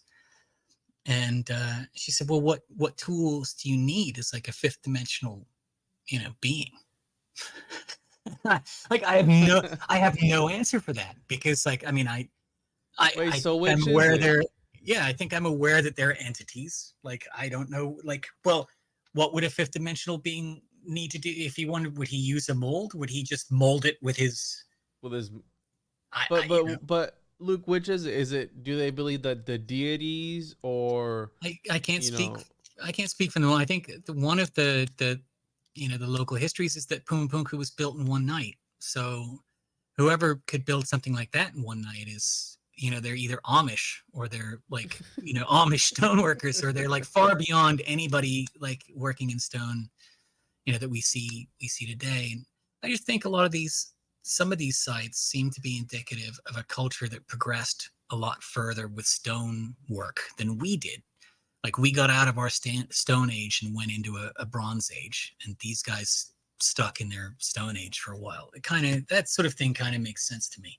Mm-hmm. But the other block there is really interesting too, because it used to have a puma head on top. The Spanish dynamited that, and then I believe there was another gateway on the right side, because you can see the start of the design around it, and then that's just been destroyed. And if these aren't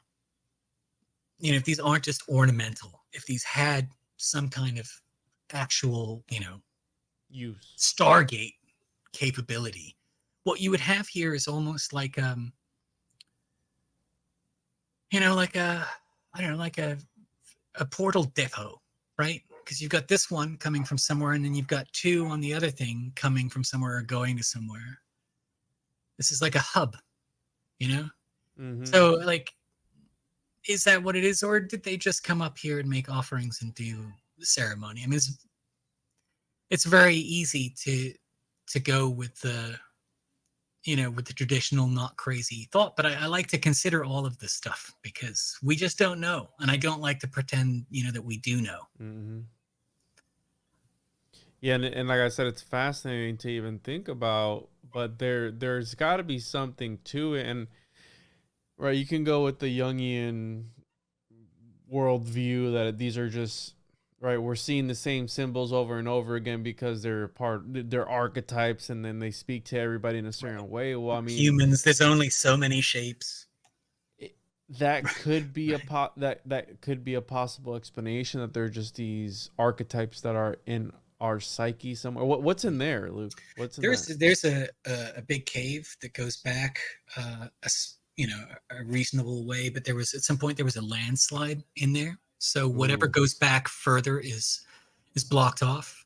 I wouldn't be surprised if this had like some kind of cave entrance into an internal area, because the Inca were all about venerating that kind of stuff. There's an area at Sacsayhuaman where there's like a stone that's been turned over, and it's supposedly blocking like an entrance to the underworld, and there's the upside down stairs on the stone, and you can't even go.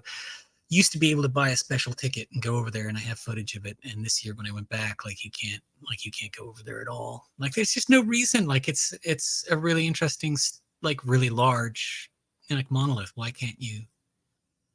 But Peru was like this a lot. Like, I was at Machu Picchu, and there was so much stuff like that you couldn't go and see. This girl was like, I have FOMO. And I'm like, I didn't even know what FOMO was, but when she said it, I was like, yeah, no, there is like the hitching, what they call the hitching post of the sun, which is one of these old monolithic solo pieces, which is on the peak of the highest part of like the village area. And you can only go up there at like 9 a.m. They don't tell you this. So like you show up and you're like, I'm going to go up. Oh, no, can't go. You could have gone up if you came at 9 a.m. You could go up like for 15 minutes. We let people through. I'm like, why is that? Well, because, it's too much wear and tear. And I'm like, are you talking about the granite stone that you have roped off, that no one can touch, that you can't even get within like 5 feet of, that has a wooden stairway built so you don't even have to walk on the mountain? That's like none of the, the Inca were tired. They were hasty. That's why they didn't finish. Like I just get so tired of it. Like, And this would make sense that this could be a sacred site because, right, the representation of what caves are, like the womb, Mother Earth, etc. Like they would go in and do their rites. Right? Yeah. A lot of them some of them are like fertility places. I was really lucky this year. We stopped, because there's a lot of areas that are like kind of part of the larger Sacsayhuaman area, but they're not in the main sort of site. And one of those is the Temple of the Moon, and that's been closed since 2013. I think they closed that. They just don't let people go in it anymore. And so we showed up there, and I made an offering, and this is what I'm here for, and went over there with the guy that I'd hired for a couple of days, and he's like, dude, there's no security. You want to go in? And like all the other times I've been there, there's like 3 guys doing security there. I was like, yes, I want to go in. So we went in, and it's incredible. They have like the passageway going down into it. There's all these serpents like carved in. There's the larger serpent going in and the smaller serpent coming out. And there's a jaguar, a puma, and it's all. And then you go in there, and there is this crevice in the back, and underneath the crevice there is this, slab, which is like this altar. And there's just a thin sliver of light that would come in from the moon, on certain times of, certain months. And it would like, light up this altar underneath. And the women would do their fertility ceremonies there and hopefully, become pregnant or whatever. And so, I was able to go in there take off my socks and shoes and like ground in, and that stone is so cold. It's like ice. It's really pretty intense. So that was a very cool place to get into. I was glad to go in there. But all this stuff, like these people sitting there in these areas of Machu Picchu, you can't do that anymore. You can't go, like, you can't see. You can see the Temple of the Condor if you show up by 10 a.m. Like, none of this stuff is on their west. So you go there and you have oh, well, that's not in your circuit route, but they don't really tell you what's in your circuit route. That's really frustrating. That's the site that frustrated me most out of all of them, and it's the most goon squatty. You know, there's guys with whistles everywhere, you know, trying to tell you you're looking at the wrong thing. Is that where this stone is? This that is thing? that is not at Machu Picchu. That's also in Peru, and that is like further out in the I believe that's further up in the valley for that one. I haven't been to see that one. I've seen pictures of it, but I haven't been to see it yet. So this is freaking really fascinating. And do you feel anything at this particular, when you were at this area? Did you feel anything? I sat there and meditated in front of both those gates. And as I've already said a couple times, I had a temperature of like 101. And I'd taken like some pharmaceuticals just to try to power through the day. And like, I felt nothing. I felt like spiritually, I felt absolutely nothing. I was dead. Yeah. I did like 10 minutes meditation in front of each of these, as well as just like, you know, chilling at the site and like absolutely nothing. But like, if you see like the floor, there's that step right there on the left there. You see that? Yeah. And there's one on the right. You can almost see when we go around there, like that you know, they've blown another gateway away. But like, even if you look at the front, the floor, like in front of it, you know, you've got like the little Chicana, you know, cut. It was on each side. Like, all of this is like, and notice, by the way, on either side of the door, like the two square boss knobs, which you find in Egypt a lot, as well as out here. And they always tell you, this is for lifting. This is for lifting the block. Okay, lift that. Get your thing under that and like lift that up. Like, so like some of these, oh, it was unfinished, you know, like it's always the same story. They can't just say we don't really know, because then, you know, you might start thinking about it for yourself. So I believe there's a puma head on there, and there's a hole in the middle there that we just walked past. But I was curious about that, because in Egypt, a lot of the cat heads had water, you know, coming out of there, like a Tefnut. Tefnut was the lion-headed goddess that was the goddess of moisture, and her, you know, she is Tefnut. She is the spittle of Nut, the sky mother. So I was wondering if there's a hole there that somehow like water came out of that, but I don't know if that's what it was. But it's a really bastards, they blew up. They said the Spanish blew these. Spanish did this, yeah. And you know, on that weird bus ride, I was telling you, I had a tour guide who I thought, this is going to be bad, and I was the only English speaker on the bus. Everybody else spoke Spanish, so she had to do everything twice just for me. And I thought, oh, this could be uncomfortable. And she started talking, and I realized like she was trying to point out all the stuff that's wrong with the mainstream. And like at certain points, I was able to like say yes because of like A, B, and C. And she literally started crying because nobody ever listens to her. It was really weird. And we were talking about some of these sites, and you know, she's like, all of these things are so much older, you know, than even the Inca admitted like these places were older than them. But we can't, you know, she's an author. I'll have to get you her name. She's written a couple books. I had her sign one of them for me. There's the double indentation there. Yeah. So, you know, it's like that's not used for lifting anything up. And you see those, there's blocks at Ollantaytambo that are really large that have those coming out. Oh, they're unfinished. Like, it's not unfinished.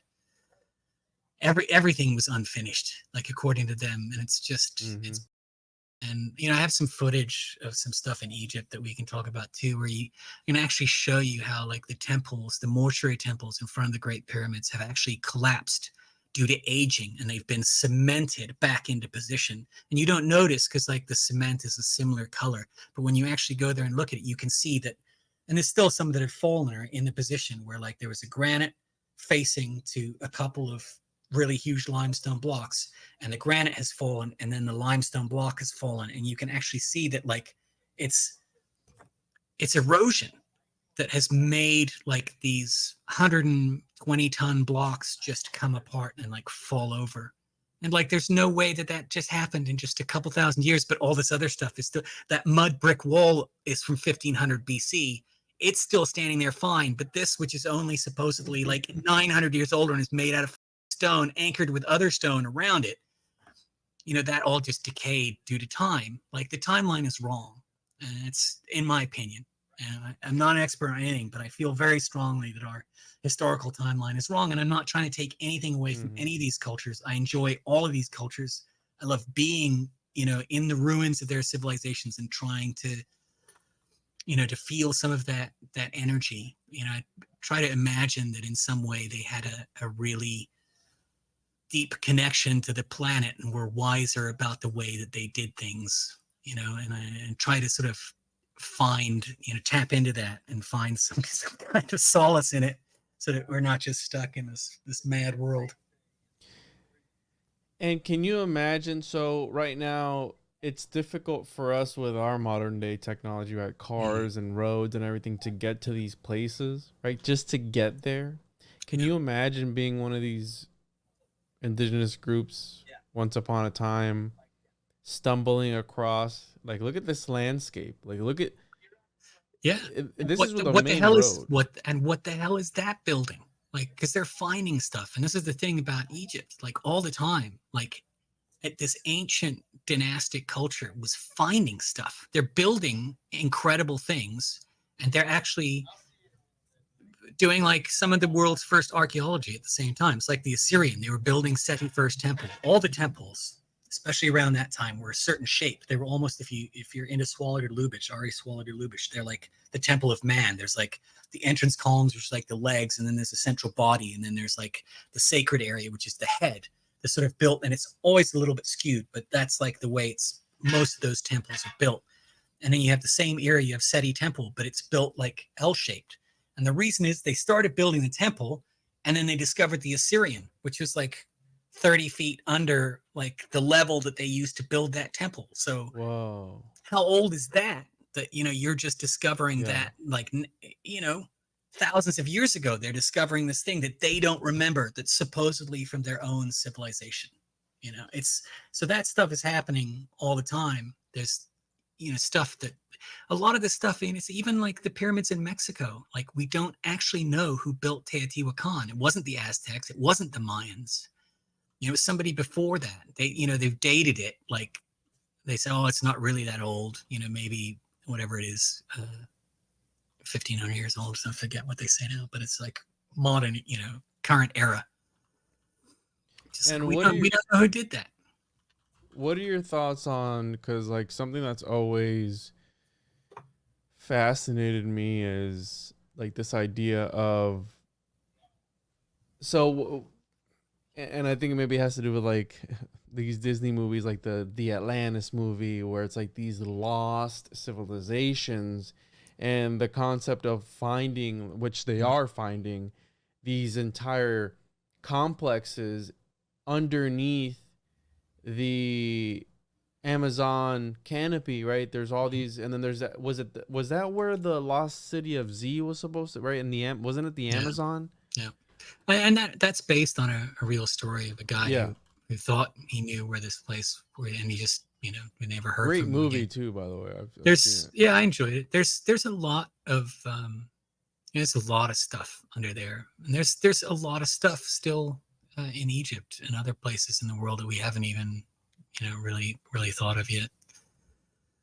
So, you know, I look forward to more of it, you know, being discovered. It's just you know, it's such a slow pace. Like, one of the main complaints that the Bolivians archaeologists had was that, like, I was like, the only thing that's changed since I was here 8 years ago was there's more rope. Like, you have to stand further away. You can't get into places. And he's like, yeah, they have. He's like, they haven't done anything. They won't even let us open the museums. He's like, there's money. If you want to throw like a festival or have some kind of party or something like that, and you want to link it culturally, they'll give you money all day. You want to do some excavation, you want to open the museums, there's no money.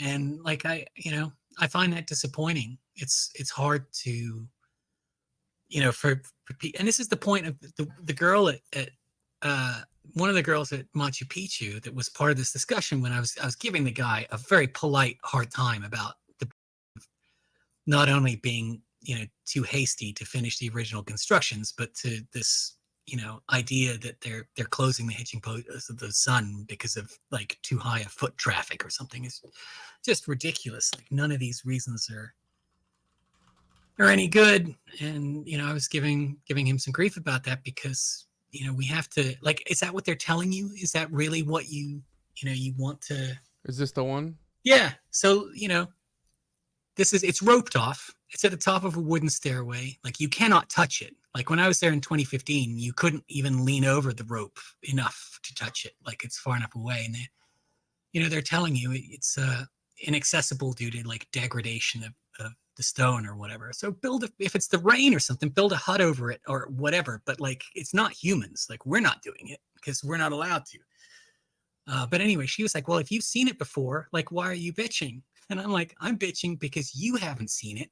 And you didn't even know it was up there. It was just closed. You came 6,000 miles. Now you're going to go home. And you didn't even know that there was this thing up there that you could have seen. And she's like, oh. I'm like, it's not me. Like, I'm angry. I can't take a photo. I'm like, why are we not, like, sharing that? What's the reasons are just, I get really tired of reasons. Like, yeah, the Intihuatana. So, and that's the thing you get in Peru, and Bolivia now too. You get the blue rope disease. Like everything's covered in blue ropes and stuff. At Sacsayhuaman used to be able to walk through all these little areas with these upside down staircases cut into stuff, and it's all roped off.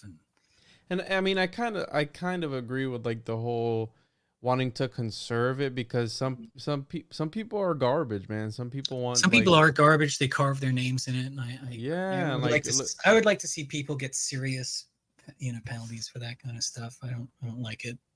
Like the whole blowing up of those gates, almost like why? Well, what was the point? Like were you, or maybe they knew something that we didn't know, right? And they were trying to deactivate something. Like who knows? Like all these concepts. A lot of that stuff, comes from, fanatical Catholicism, and then like this sort of fear of the devil and. It wasn't just like the monuments and the buildings. It was their entire history. They gathered the entire written history of like multiple cultures and just burned it all. And we have like 3 or 4 codexes left, and that's it. And like a couple of writings of like Franciscan monks who like decided to try to record some of like the local legends. And in fact, the author who was like the guide on the bus trip that I took inadvertently, she said like, it's really hard. There were a couple of Spanish people on the bus, and she's like, I hate Spanish people. She's like, it's really, really hard for me to do tours for them. She goes, I know it wasn't them. I know they didn't do anything. I know they're here. I know they're spending their tourist dollars here or money here, but like, I hate the Spanish for what they did to my country. And like, I completely understand. Like they just absolutely raped South America. Absolutely. You can't blame it on the modern people, though. I mean, no, you can't. You can't. It's like getting mad at somebody like, oh, your great grandfather owned slaves. Like, yeah, I don't know, like if you know what I mean? Spain ever made reparations or anything like that. But they looted the country. They took all the gold and silver. To the victor the spoils, right? I mean, that's what it's always been about. And yeah, but I agree as far as like conserving things so later generations can see this, because I do think it's important to know about these areas. But then there's also how much more is there to be discovered, right? Like how you're saying there's like Egypt is 80% or 85% still under. Yeah, like 15% is what archaeologists are telling me. Like 15% of Egypt has been excavated, and that includes like the Giza Plateau. And there's so much stuff there. Like walking around Saqqara, which is a really interesting site and has so many layers from so many different, dynasties and ages. How many dynasties were there in Egypt? I couldn't tell you exactly. Like, I think Nectanebo was like 30, and then I think after there, like, it kind of falls off. But like, that isn't accurate because like one wasn't the first. There was 0 dynasty, and then they figured out there was another one. So there's like a 00 dynasty, and Oh wow! I couldn't tell you exactly like Yeah. how many there are. But like, it's a really long civilization, and like, Cleopatra, was like the Greco-Roman era. Obviously, Cleopatra was actually Greek.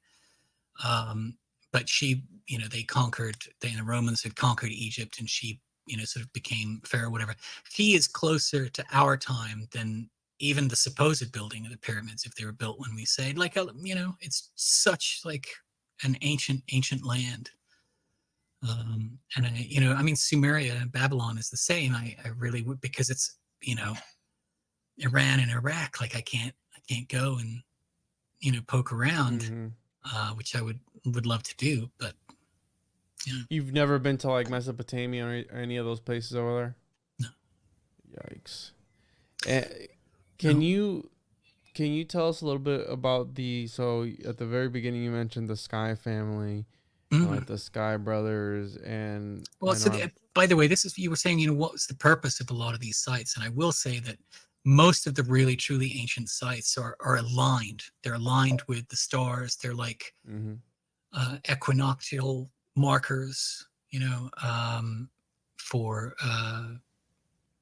the seasons, time of the year predictions of seasons and stuff. And in fact, in Peru, there are some of the knobs, some of the small more rounded knobs on faces, stone faces that have been, purposely smooth, which you see at quite a few sites.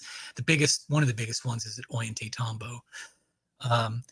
These have like these little, and they're like maybe the size of my fist, but like round. They're not huge.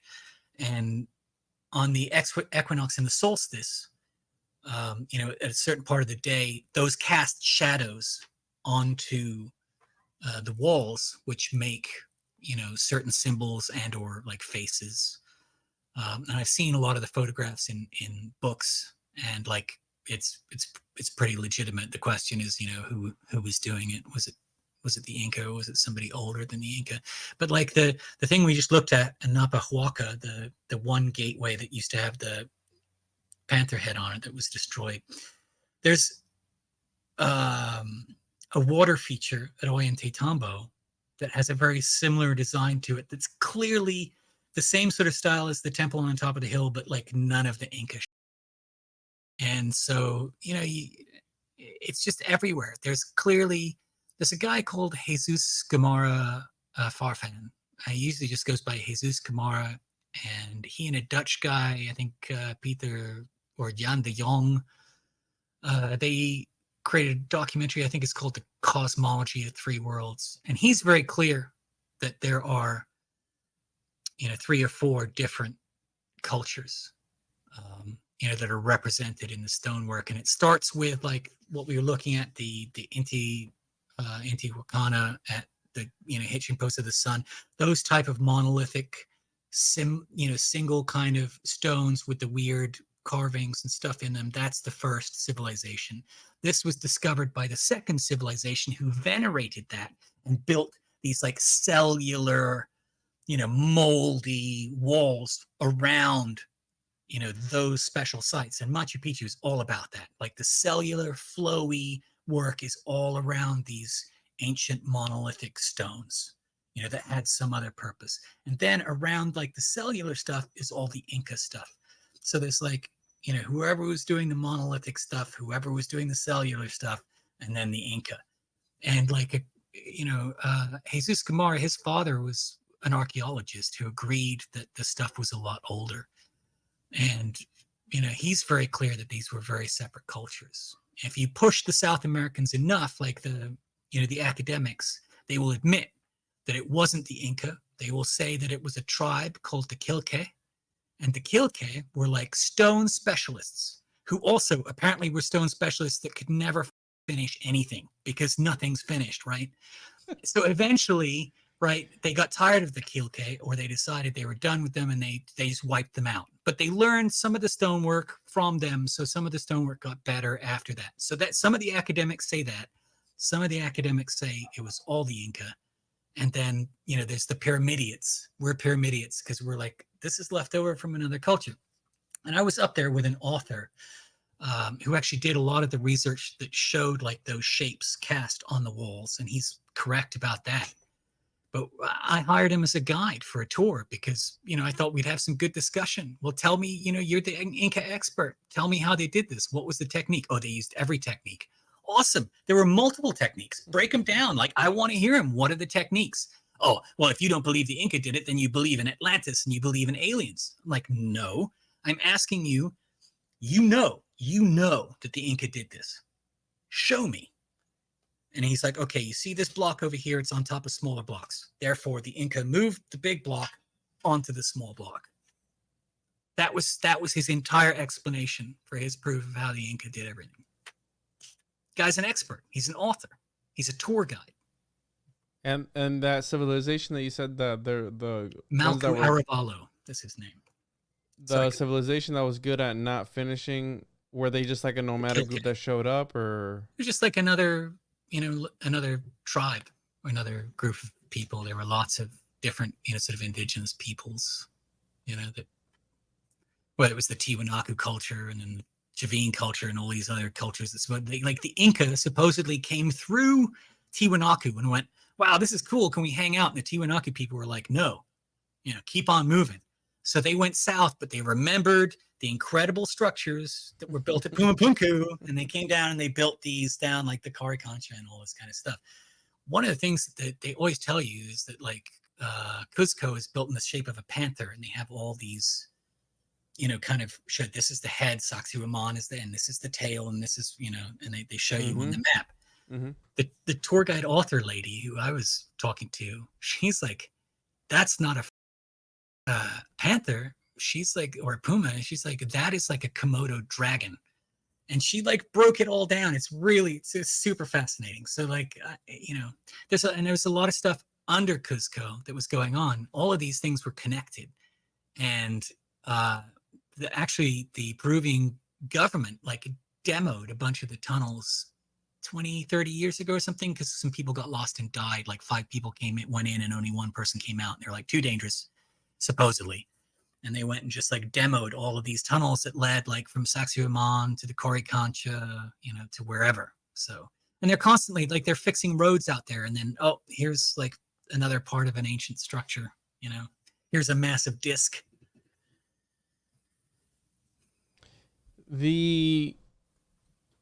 So we're sorry, I totally just started on a rant there. I apologize. No, you're good. We're talking about Peru, and it's interesting because there's this book called The Mysteries of the Great Cross of Henday by Jay Widener and Vincent Bridges, and they supposedly had decoded there's this cross that has these carvings on it, and supposedly it has to do with this secret that the great alchemist Fulcanelli has to do with, and how they were trying to encode into it a location where you can go to survive the next coming great catastrophe, like this next thing that's coming. And they deciphered it, and they found that it leads to this cave in Peru. This I'm trying to go through the book now, but you have here that thing that we saw earlier, right? Yes. That's not no. That is not Wiracocha. That is Raimondi stone. The Raimondi stone.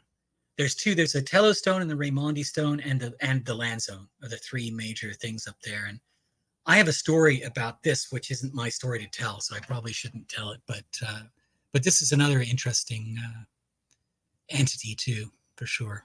The mysterious Mundi stela found in the Peruvian highlands and dating at least. Right. It depicts. They say it's a Viracocha type shaman. Oh, Viracocha type shaman. Okay. But if you showed that to the Tiwanaku shaman, he would absolutely shit himself. Like he would be like, "This is not Tiwanaku. This came. Maybe they tried to copy Tiwanaku." There's still like a bit of a measuring contest between the ancient civils and their religions and histories. It's interesting. The cross at Urkos. Have you ever seen this? No, I've never heard it. And to be honest, I ignore a lot of the Christian stuff because I consider it so late to the party. Actually, I feel the same about Judaism and Islam. It's all late to the party. Like the older civilizations, I'm much more interested in what they were doing, like spiritually. And this is what you were talking about, right? In the shape of, they said this is in the shape of a jaguar. Yeah. They say it's like in the shape of a puma, and it's like there's like the 7 rivers and the 7 streets which they've made like that come through in certain ways. It's all supposedly symbolic. I'm trying to find the location because they say in it, because I read this book a little bit ago, but they point to this cave in Peru somewhere, and supposedly that's where they're talking. See here, they had to figure everything out, and or at least to Cusco and this. The Antisuyu, and like, so what those mean too, like Antisuyu and like back in that man, it's like that's like Kaliasuyu is like the east. Like that's actually kind of what these. Like I had a guy explain all that stuff to me one time in Cusco. The navel of the world divided at Cusco, the navel of the world. And if Cusco is the navel of the world, then Corincancha, the great temple of the sun, was the navel of Cusco, built at the confluence of the Cusco's 2 rivers. The center of an enormous ceremonial calendar aligned based on the sidereal lunar year of 328 days. The key alignment was based on the winter solstice, sunrise, the Sapa Inca, and the archetypal man, or the king, would have been seated in a niche lined with gold and precious stones. As the rising solstice sun struck the niche, the Inca would have been bathed in the shimmering golden aura, making him truly the son of sun. Interesting. There's definitely something magical about this place. Like Inti is what they say is the word for sun. Actually, T is the word for sun. But so like anything where it's like the Inti something, it's a sun related function. Right, the Sapa Inca, the unique man in the form of the king, begins to look a lot like Adam Kadmon, the cosmic man of the Kabbalists, formed from the intersection of these trees. The Adam Kadmon, a series of meditative and magical exercises developed from the idea of the tree of life as it extends to the world, etc., etc. The way of Viracocha could be the secret of astral alchemy itself in a form lost to the West after Egypt's decline, a way to tap into this current of sentience that theoretically at least embraces mind everywhere in the universe. It's like kind of what you were talking about earlier. Yeah. It's like it elevates you. Elevates your consciousness when you're in these places. And maybe, like I said, maybe it happens a certain time of year, certain time of day, certain time of whatever, right? Every 7 years or something like that. Well, we have to bear in mind too that we don't actually really know what consciousness is, and we don't really know where it resides. Like we tend to think it's inside our heads, but I think consciousness is a field. I think it's a local field, and I think that's actually what we all are. Is we're like local consciousness fields that are like inside material. But I think this is like why people have near-death experiences, where they're dead on an operating table for like 10 minutes, but they remember like looking at everybody operating on. They remember things people said while they were dead. Then they come back to life and they're like, and they're like, you shouldn't have done it. There's like a ton of those stories, and I think it's because like your consciousness isn't within you. Like your consciousness is like in this field, like around you. We don't really understand any of that stuff. And I saw like that guy Deepak Chopra, and those guys like to say a lot of like really nice sounding stuff, and he said something like the universe is made out of this magic mystery called consciousness. And then the physicist Brian Cox chimed in with, no, it isn't, it's made of quarks and leptons or something. And I just like, I really like Brian Cox. He's a seems like a lovely chap, and he's very smart. But like, how do we know? How do we know what consciousness is? How does he know? How can he not say? Because we don't even know what consciousness is. Like, and like, just because like we can get down, we can see a quark or a left heart or whatever. I'm not a physicist. I don't know, but like, that's just as far as we can see now. Just like we can only see a certain way out or back, you know, in time, whatever. It's just like, that's as far as we can see now. Like, we don't understand. I'm of the personal belief that it's infinite. I think it goes all the way down, and I think it goes all the way out. Like, I think that's what this is. Like, it's beyond, it's really kind of beyond comprehension. I appreciate that we're trying, but it's, yeah.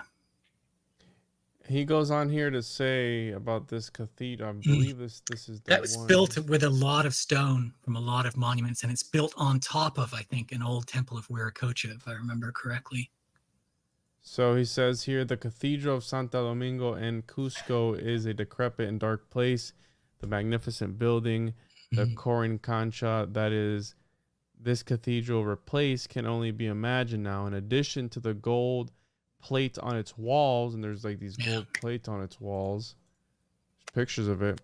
Goes here, stories say that a huge circular object of pure gold called the disk of the sun sat in its center. This was said to represent the central sun of the cosmos and was many inches thick, covered with precious jewels. It is said that when it reflected the light of the sun, it transformed it. The Incas believed that the light became so pure that the people in the temple, particularly the Inca himself, seated in his golden niche, were physically transformed. The original Incan temple was much larger than the cathedral that occupies the present spot. So they built it. You said that they built it on top of a sacred site? I think that's built on, it's built on top of an older site with stone used, you know, broken up and then, you know, from older sites. It's very common. It's very, very common. It says here, the temple of the sun was connected to the temple of the moon and the complex of Saskatchewan by a series of underground tunnels, which they demoed at some point. After the conquest, Pizarro heard rumors from the remaining Incas that there were vast subterranean tunnels under the Andes. He had heard from the Indians that these tunnels were filled with gold and jewels hidden by the Atahualpa's queen. The Inca queen had successfully hidden all the tunnel openings from the Spanish. Whoa. Yeah, I read this book a while ago, but it's packed with so much information that it's a fascinating history, you know. And the Inca were, in many ways, they're an amazing culture. I'm not trying to steal like a monument, you know, building skill from them. They were an amazing, absolutely amazing, very clean culture. You know, they had like no crime. They didn't have locks on doors. They were, you know, it's a very community oriented you know, culture. And they agriculturally, they were amazing. You know, they created all this stuff, like all of those, you know, sort of terraces and, you know, tiered farming that would allow you to grow crops that you would need to otherwise be in like a different weather zone for. Like, you know, they were smart. They had a great culture. So he goes here, the cross at Hende, which is over 3,000 miles and an ocean away, points to a cave in Cusco, Peru. Once the trek is made and enough questions are asked of the local Quechua population, this fabulous and forgotten site becomes more interesting. One has to wonder if the caves are not a homage or tribute to the people who used them to survive the great catastrophe. Are they the ones who built the gigantic tunnel system that allegedly runs under the Andes? It goes here, one thing is for sure, that caves of Cusco referred to in this inscription on the Hendai cross do exist. It is also true that these same caves are held sacred by local remnants of Incas by virtue of the large piles of melted ceremonial candle wax that are found everywhere inside the caves. So he's talking about, again, like how you were saying that these places are places of pilgrimage, right? They worship they worship and do offerings at these places. And there could be more there's a reason maybe why they worship them. They could have been because they were part of this, right, surviving of the catastrophe. Yeah. Interesting. Yeah, I'll send you this book. Yeah, it's cool. I'm interested. I'm always interested. here. So, by the way, that Bigfoot sign you have behind you there, that on the, I've actually seen that like as an actual road sign, like that. Pretty much, I have a photo of it somewhere in Indonesia on the way to Gunung Padang, and I'm like, do you guys have like big feet? Like, you got a Bigfoot out here? Is there a legend of like the Gunung Padang Bigfoot? And no, they're like, it's supposed to be a person. Like, it's like a "don't walk across the street here" sign, but it always looks like a Bigfoot. It's fucking hilarious. And I wanted to riff on the whole Sky family, Sky Brothers type of thing, because I originally wanted to talk about the Mexican mummies, but I find this other stuff a lot more interesting. Well, you know, the mummies. Well, the mummies are interesting. I'm always interested to see what they are. I just, you know, I don't like the. There's always fuckery on one side or another. You know, either the mainstream or trying to distort something and make it not something, or people are doing this kind of stuff and not letting people really examine it because they want to like milk the. There's some great like about this that's out there, like the people who made a cake out of that. I don't know if you saw that. Yeah, I saw that. It's been some fun. Definitely, people have had fun with it. It was up here somewhere. They cut into it right here. Yes. Yeah. Yeah. But you've had. I've been keto. I've been like keto for a month, so I would lay waste. I would lay waste to that mummy cake right now. You've had some interesting stories in regards to, right, entities. I know you came across one. I think I mentioned at the beginning where he told you like, shh, you know, or you can't go in there because they're the whoever is still sleeping in there. They're not mummified, or they're just no. resting. That wasn't an entity who told me. That was my Aymara Quechua friend, and she had told me back in 2015. That they'd gone inside like the Akapana, some way inside it, and then they stopped all excavation and like never restarted it. Like, and it's never been restarted. What's the site? It's at Tiwanaku. It's the pyramid there, which is called the Akapana, Akpana. There's the Akapana, and then there's like the Kalasasaya. The Akapana, I believe, is the remnants of the pyramid or the temple structure. And if you go around the back of it, there's some larger, more interesting blocks. But maybe I have them backwards. Maybe that's the Akapana and the Kalasasaya is the pyramid. I forget. Anyway, what she was telling me is that when they went in there, like shortly afterwards, they came out and they never resumed excavation. And all around like the Kalasasaya too, there were all these areas where they had found tunnels, and I actually saw the entrance to one this last time I was there that I hadn't seen last time, and they filled all of that stuff back in except for a couple of entrances which are locked, and nobody's gone back in decades. Like, I think it's like decades now. Certainly no one's been in there in the last 8 years, like since I've been there, according to the current archaeologists who are in charge of the site. So so my Quechua Aymara friend's story that she had heard was that they didn't go back in there because the pyramid's still occupied. The ascended masters who were supposedly like Cyclops. That's the other interesting part of that, is that they're supposed to be Cyclops, and they're literally the Akapana. So they're literally like hibernating until the moment, whatever that is. So like I can't say anything that's true. Giants? I can't say it's not true. I don't know how large. I have no idea how large they are. The interesting thing about the Cyclops reference is that that's like a South American Cyclops reference that goes back quite a ways in the indigenous history, apparently, and yet the Cyclops is like a Mediterranean creature. And if you look at like the Greek histories, like there's the wall of Mycenae and the gate of that's there, and they have these old like the jigsaw style walls where there's no mortar, but it's all fit together, you know, like Tetris again. There's a couple of places, the really old structures in Greece that are like that. And when the Romans conquered Greece, the Romans were like, bro, that's impressive stonework. You know, who did that? When did you do that? And they, oh, we didn't do that. The Cyclops did that. So that was what the Greeks told the Romans. The Romans wrote that down. Whether the Greeks were pulling the Romans' legs, like, I don't know, but that's like their mythology. So it was interesting to me on the level of going to South America and hearing an indigenous history about, you know, these structures that are built differently than most everything else, and you know, the occupants are supposedly, you know, a cyclops. So that's the story I heard. Like, I can't get in there. There's no way I could verify any of that. Maybe I could get in there if I showed up with a suitcase full of, like, you know, cash. I don't know. Give it a shot. Just started GoFundMe. The Cyclops GoFundMe.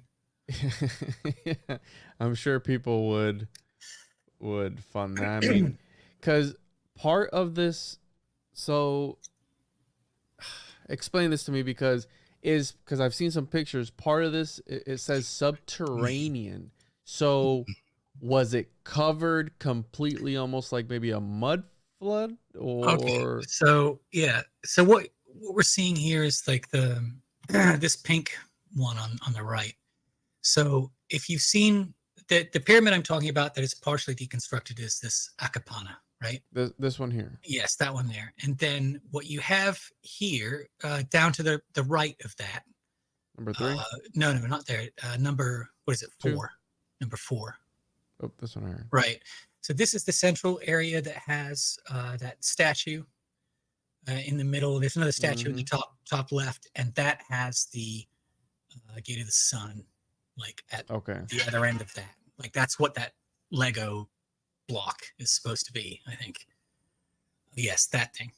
And then what you have down here, number 3, what they call the Subterranean temple, is if you've ever seen, it has one monolith in the middle, and then if you've ever seen, I have photos. It's got all these, and video. It's got all these faces in the wall that are mounted to the wall, almost like the nail heads at Chavin, and they all seem to represent different races. And some people say some of them look like aliens. Like one of them kind of looks like it's got, you know, oval eyes. So like you see there, the faces on the wall. So that's that. It goes down. It's set down in the earth a little bit, you know, probably 10 or 15 feet. The picture underneath that, where it says Tiwanaku, that area down there, there's an entrance into the pyramid down under there. That's like the deepest, most megalithic part of the pyramid, of those blocks and what's going on down there. If you go back to the pink diagram for a second, you'll see over where it has like the north, it has the compass point on the right. You see where it says north? Yeah. That underneath that is like one of the underground tunnel entrances. Do you see just underneath that to your right a little? Just below this that. Thing here? Yeah, that thing right there. It's actually on it. That is like an underground tunnel entrance. What? And there's more of them. Some of them are actually like built into, like, you know, the pyramid. Or, have you been to those tunnels, or you're not allowed to go down there? I was not allowed to go in them. I like walked right up to it. I walked all around it with the camera. I tried to shine my flashlight in. I was not allowed to go inside. Because essentially they would have been the ones that built those tunnels too, right? Yeah, I mean, you know, who knows? Like, I don't know what the stone structure looks like. Like, if you look at, you see number 5 where it says Putuni. Number 5 is mostly destroyed. Almost all of that, and the Caracalla behind that, almost all of that is destroyed. But some of the wall around the Putuni that's facing the Kalasasaya has interlocking blocks that are, you know, a similar style to what you find in Cuzco and some of the, you know, Inca buildings. So there's all, you know, different cultures, supposedly totally different cultures, but they're using like the same style, and it's all supposed to be like one or the other. You know, it's like, it's just not right. It's just not right. And the Akapana there, like, it's, the diagram doesn't show it so well, but the picture to the left of it kind of shows how like there's a lot of hillside there, and there's literally just giant blocks that weigh like 50 tons just sticking out of that. that just haven't been moved, haven't been put somewhere. This area, like under 50 tons. That's wild. this area, like under number 5 and under like the Kalasasaya, there are, or actually between the Kalasasaya and the Akapana, there's tunnels under there that have been refilled in, and you can see in the background that's where Puma Punku was. It's really close. It's like it's not far. You can walk there in like 15 minutes. And these sites are aligned between like 3 mountains. So they have like, these mountain ranges in the distance. So they're like aligning these sites between like these 3 peaks, like the big mountains, because they believed like the Apus, the spirits, are in the mountains, in the river, in the land. They're like, the energy in South America is very intense. The indigenous people are still very connected to the land. They're still very connected to the elements. Like, it feels so legitimate, like in a way that like we don't feel that anymore. We're not connected really. Yeah, I really wish I would have been able to go with you, bro. But obviously, having a family and responsibilities and stuff like that. It's tough. It's tough, and I had a really tough time this time myself. It was it was really physically stressful. Of course, it's a huge financial incursion doing all this stuff, trying to get permissions, trying to pay people to go with you and do stuff. It gets expensive, but honestly, like, I got home from that trip, and I didn't get out of bed for weeks, man. I remember, bro. I could make it to the couch. Like, I couldn't have a conversation. I was so spent. And usually, like, I get about 4 weeks into stuff, and that's when I start burning out. Now, this was like a full 7.5 weeks, lot of travel, and it just, I'm getting older, and it just absolutely ruined me. I'm still getting over it. Yeah, I remember hitting you up, and you were just like, "Yeah, hit me up in a couple of weeks." Yeah, I did not have the energy to talk about anything. It wouldn't have been a good energetic vibe. But imagine, it's the same thing for like tours. Like, I'm not doing any more tours. I was only doing tours because like I wanted to see these special places. And if you find like-minded people who want to split the cost with you, you can actually get into some of these places that are generally closed, and so that's what that was all about. Now, I would like to at some point bring Yusuf to South America and do like a 10-day tour with him and a group of people, just looking at all that stuff from like an Egyptian point of view with Yusuf. I'd be willing to do a tour doing that, but like, I'm done. Otherwise, like, I wasn't ever trying to make a business or whatever out of that. There's so many people nowadays doing it too.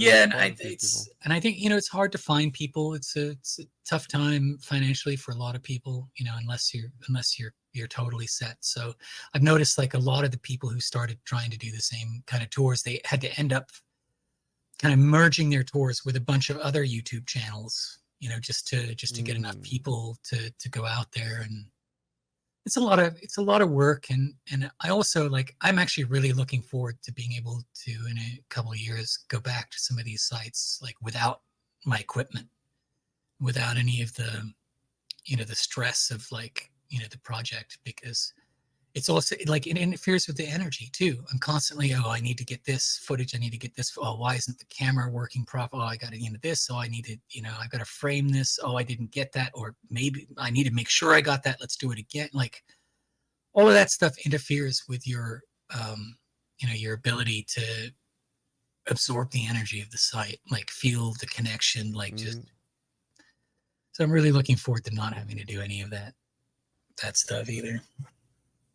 But imagine going into these tunnels, Luke, and maybe perhaps stumbling across some Cyclops ascended master thing just laying there, like some, reminds me of the movie Prometheus, Aliens Prometheus. Have you seen that movie? Yeah. Alien, like some sort of like temple, like with the freaking face right in the center of it. Can you imagine that, bro? Yeah. I mean, I think that's sort of the fantasy. I think that's what everybody Indiana Jones. Yeah, everybody kind of like, I get that a lot. So, what do you do? Oh, well, I've been doing this is the project I'm working. Oh, it's like Indiana Jones. I'm like, no, that guy kind of went to a bunch of sites where there was nothing going on, and like he looted them and like sold his shit to a museum, and it was a cool story. And he got to actually, go in places and shoot people, and I don't like I don't discover anything. Every place I've been like has pretty much been discovered by somebody else, and I'm pretty much just either playing like official bribes, like the special permissions in Egypt, or I'm paying like local bribes, to be allowed to just, because they do restrict you, because a lot of people, like you said, do stupid things, so they don't want you doing this, they don't want you going there, and like sometimes if they understand that like you're there for a legitimate purpose, at least to yourself, and you're not there to touch anything or break anything or whatever, sometimes they'll actually be cool with you, and let you do stuff. I've been very, very lucky to go to a lot of places that people don't generally get to go into, but I'm not discovering them. Yeah, can you imagine? Do you think that they'd let you like? Yeah, it'd be awesome. You think they'd let you lick the monoliths, bro? Like, it's hard to get to. When I went to Semipata in Bolivia, I'd been wanting to go there for 7 or 8 years since I found out about this. Actually, Brian Forster, who told me about the site, and he told me a lot of shit that just wasn't true, unfortunately. But it got me interested in the site, and so I was very interested to go there, and I was really disappointed that like they had roped so much. You used to be able to just walk all over that thing, and now it's you can't get within a certain distance of it. But like at the top, you can get close enough to the monolith to to touch it, and that's why I was saying like I couldn't believe like how warm that thing was. It was like a really warm stone. I have to like I'm into touching stone. Like I have to go somewhere and I have to see like how this stone feels. It's like it's my archaeology fetish, I guess. That's what I'm saying. I'm freaking like, it's like, bro, I'll give you $50 if you just let me let me touch this obelisk. Let me lick it. Yeah. There's definitely I did lick some halite under the step pyramid, because it's like a rock salt. So it's like, is it really a rock salt? Oh, it is kind of salty. In your opinion, because you mentioned you go to places that have already been discovered, or there's some history behind it. Do you feel that there's the possibility there still could be sites like this of this magnitude that haven't been tapped yet, like around the world? Oh yeah, I think around the world, absolutely. But like Egypt, Ecuador, Peru, Bolivia, Brazil, like I mean there's stuff everywhere. Like I think it might have been Sarah Parsak in 5 or 6 years ago. They were doing like that satellite archaeology where they were taking scans from space and identifying like ruins, like man-made out in the wilderness. And I think they tentatively identified like 17 pyramids in Egypt, which were like undiscovered. And of course all the mainstream archaeologists like threw all their toys out of the pram about, we've been working here, I know there's stuff under there, we're getting around to it, you didn't discover anything. Like really, like there is an agenda against Sarah, I think her name's Parsak, or maybe it's Parchak, I don't know. Anyway, and when I was at Tanis, which, speaking of Indiana Jones, is like where the Well of Souls was located, there was an archaeologist there who was, right, he might have been German, who was running the current excavation there, and I interviewed him for about 20 minutes, and 10 of it is him just slinging Sarah Parsak for daring to take, satellite photographs of sites and claim that she discovered something. How dare she? I know there's stuff over there. I've got to excavate this first. So that's, there's always like, nobody's ever excited. This was I think the first thing I learned about archaeology is that the mainstream is never excited to welcome a new discovery or a new idea or a new thought. Like they will come out and beat you down like over and over again. And then if you're right, eventually they're like, oh, he was right. But they ruined your career and somebody else's career and, whatever. It's always a really hard battle. It's like the guy who discovered the bones in like that cave. Oh yeah, you saw that? Did you watch that documentary? And like I mean, I knew about that guy years and years ago. That this guy, he had identified like these tool marks in an animal like graveyard that like showed that humans were butchering animals like 60,000 years ago. But like we were really stuck on the idea that like humans only got here 13,000 years ago, and that's it. And there was nothing. There's like a 2011 study from the University of like, what is it, like Savannah, Georgia, where they found in like the riverbanks, they found remains of like food fires, like fires made for cooking food that are 50,000 years old. So like, how long have people actually been in the Americas? They've been here a really long time. And if you look at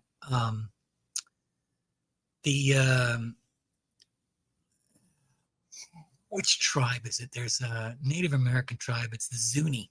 If you look at some of the Zuni artwork, it's like full of like step pyramids, like full of step pyramids.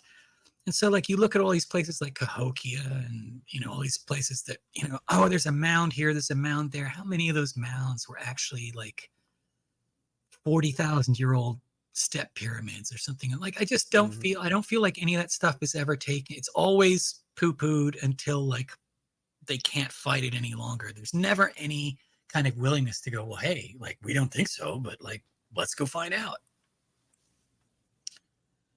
I don't know. It's we're just old. We're like, as humans, we're like 300,000 years old, maybe in this form, right?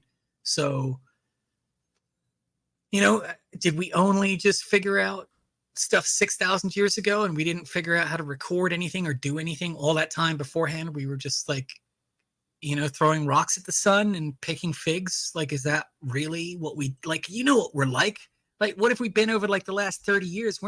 We don't just want a TV. We want a color TV. We don't just want a color TV. We want like a QLED TV with like 700 like it never stops. There's no way we went hundreds of thousands of years without doing anything. Well, there's this documentary that just came out on Netflix called, I don't know if this is the one you're talking about, the Cave of Bones, I believe it's what it's called. Yeah. And they found this new Homo sapien, like subspecies, I guess, the Nelidia or something or other like that. Homo nelidian. They're small, like Floresiensis. Yeah, they're real small, but I think they date back like 300 something thousand years, and they showed evidences of fire. Yeah, it's my personal opinion that sapiens, that we learned tools and fire from other races, particularly like Cro-Magnons and Neanderthals. The Neanderthals in particular had a type of spear tip making technique which is far superior to the spear tips that early sapiens made. And they our anthropologists considered that because the design of these spear tips was like so counterintuitive, they're like, this method must be taught. Like, this isn't a method like you just discover. This is something that is like passed down, because like this is a really complicated, refined method. And so, like Neanderthals, Cro-Magnons, they actually had larger brain capacities because their skulls were different shaped, and they're like, their brains were sort of larger back here and smaller up here. They're like, oh, they were dumb. I don't really think they were dumb. And I think that there's Neanderthal caves that we found that are 170,000 years old that have like stone circles in them, right? Where they've like set up like menhirs and stuff in like complicated designs. Like, they're not dumb. Like, I wonder very often how much of this early stuff could possibly be attributed to another smart race that we don't see, like, much, that got pretty much totally wiped out and there's not much evidence of before. Like, 30 years ago, nobody knew about Nelensis or Floresiensis, or even what's the name of the Siberian one that begins with D? It's just on the tip of my they haven't even found like a full skull of that yet, but they know it exists. Like, there's there were I think there were a lot of races. I wouldn't be surprised if we stole fire and if we stole other tool mechanics from older species.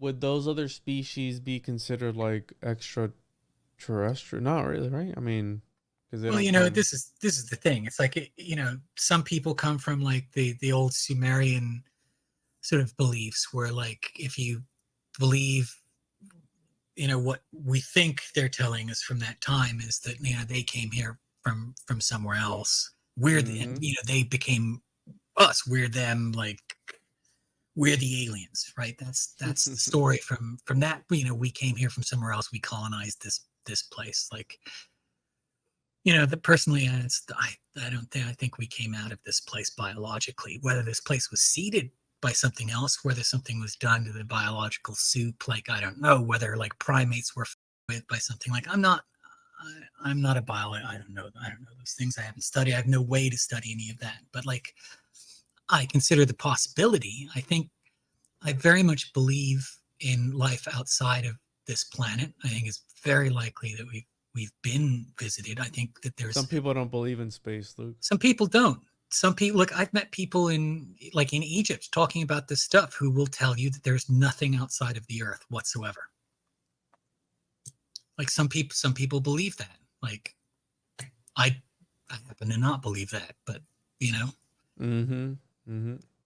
I don't know. I try to stay open to stuff, but you know, that's one of the things in the last few years with all this QAnon crap and all like all this unbelievable shit is really just crapped in the pool of interesting, you know, conspiracies and figuring out what's going on. I mean, right now everybody's talking about UAPs, UFOs, aliens, all this kind of stuff because of the military videos. I mean, they've been scrambling to figure out a way to explain that shit. It took them like 4 years to come up with it. It's not really moving very fast. You know, now they're saying that it's been orchestrated by the government, and I'm like, well, what about all the depictions before the government was a thing? We can, you know, we can, and the problem is we can just play this game forever. And it becomes the same thing as the, you know, like, you know, the liberals are stealing and eating children. Like, it's like, I'm gonna need to see some proof. So like, and this is the same thing we get into with okay, this is all being created and suppressed by the government. There is, like, obviously the government suppresses a lot of things on a lot of different subjects. It's what governments do. Like, they make decisions based on national security and what they think, you know, is the right thing to do, and or to protect themselves, or various other, you know, nefarious reasons. History, you know, governments throughout human history make terrible, horrific decisions all the time, and our government's like no different. And you know, are they hiding stuff like about the aliens? Probably. I don't know. Like, have we recovered tech? I tend to think we have. There's guys out there like the Fire in the Sky guy, whose actual story is more interesting. The movie's pretty interesting. Travis Walton. So there's guys like Travis Walton that I find, you know, very believable. And I find a lot of that stuff is credible, but there's so much grift. You've got like these guys like Greer. He's a grifter. You got a lot of these people who are just making a lot of money off this. This is why, like, I've never charged for anything. Like, I didn't even take payments for my tours. Like, I'm not trying to sell something. I'm not trying to sell my theory. I'm not trying to convince anybody of anything. I'm just interested. I want to know. I want to try to ask the questions that I think other people aren't asking, and I'm not always good at that. And I try to answer the questions for myself. You know, I'm still trying to figure out. It started off like, did we really build these things? Like, what's going on? What happened in our ancient history? And now I'm like, what the are we? What the is this? What is actually happening? Yeah. Like, I don't know what I am. I don't really know the reasons for any of this. Like, what the is going on? And there comes a point, I think, in your life sometimes when if you've progressed, like, or you've had certain experience, whatever it is, where like you realize like the vastness and like the depth and the intricate detail and the overwhelming, like, just infinity of it. And it's like, you know, you realize on some level that you're not capable of understanding. You're not capable. You're just, you know, you're a glorified, you know, monkey, and like your brain is not capable. Like, you have to almost like let go of the brain and just try to like absorb. You know, I'm just trying to get to a point where like I still want to be here. You know, like this is not you know the human experience that it could be, and it's really sad for me. Like this planet is an amazing place, and there's so much beauty, and there's so much that we could share and do for each other if we ever decided to like do away with the primate pissing contest. And like, we're just all locked in it. It's all like you know, it's like this worldwide dick measuring contest where we're all trying to accumulate and win the Yeah. game. And, it leads to this point where you have people who have enough money, enough assets to fix like world hunger with like a small fraction of their assets, but they'd rather spend it on something ridiculous and like those hungry people. And I don't believe you anyway. And this is all, and like, there's I think about evolution a lot, and like evolution for me is it's not like another, it's not wings, it's not like gills, it's not like any of that stuff. It's not even a bigger brain or anything like that. It's like, can we put the weapons down? Can we try to like treat each other like from a starting point of kindness? Can we try to put all of our research into medicine and technology and like how to stay in balance with the planet, that we are animals that came out of this planet? We're part of the ecosystem. Like most of the animals on this planet now are livestock. A vast amount of like the natural animals that were here, are gone. And this thing, we go through cycles, this stuff happens, but we're kind of a parasite. And if we need to, there's an old movie called Koyaanisqatsi. I think it's on like Prime again, I think, or something like that. It's like from like 1980, 92. It's just like a Philip Glass soundtrack.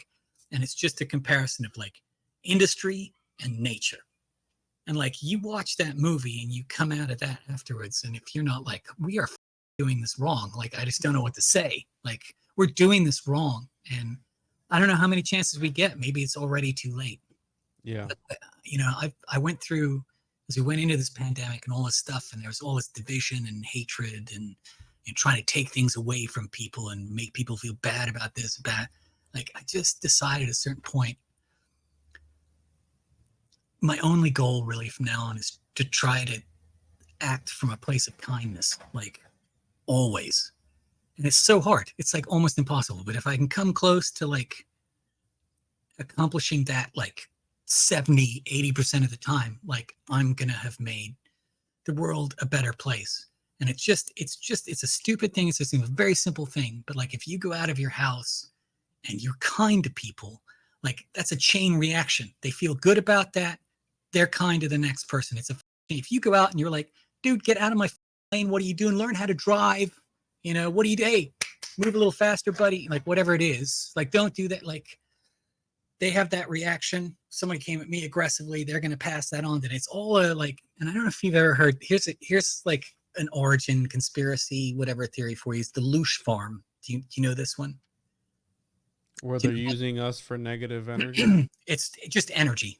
Right. Yeah. So like there's entities and they live on energy and we produce the energy and they live on David Icke shit there. So there's all kinds of people who talk about this, right? So like it doesn't matter what the energy is. Could be like all happy, could be all bad, could be a mixture. They benefit from it the same, but it's much easier to produce that negative, unhappy energy than it is to produce like the happy energy. It's the same thing like in the Matrix where, like Smith is explaining, we tried to make like your prison like perfect. And you guys were like, this, like, I want division and horror and, all the rest of it.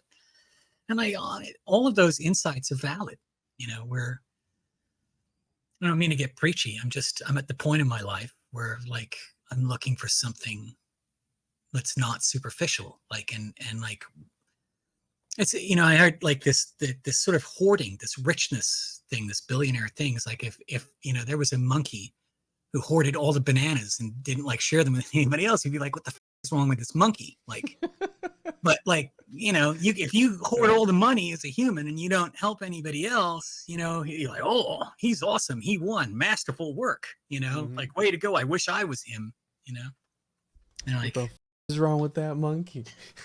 So these are just like, and somehow like, this is all like, it started for me really like when my dad died, and I was like, what the f is this? And then like, I just sort of really buried myself in like connecting with these ancient cultures and trying to figure out, did they know something we didn't know? What was really going on? And then like, it's just a constant like, existential, lesson that like, have you come to any conclusions as to what that secret could possibly be? If it's the building or if it's like something, are you saying more, not as superficial as we believe it to be, and it's something more esoteric and occulted? Like, What are Do your you mean like building the structures, or do you mean like what is like God? what?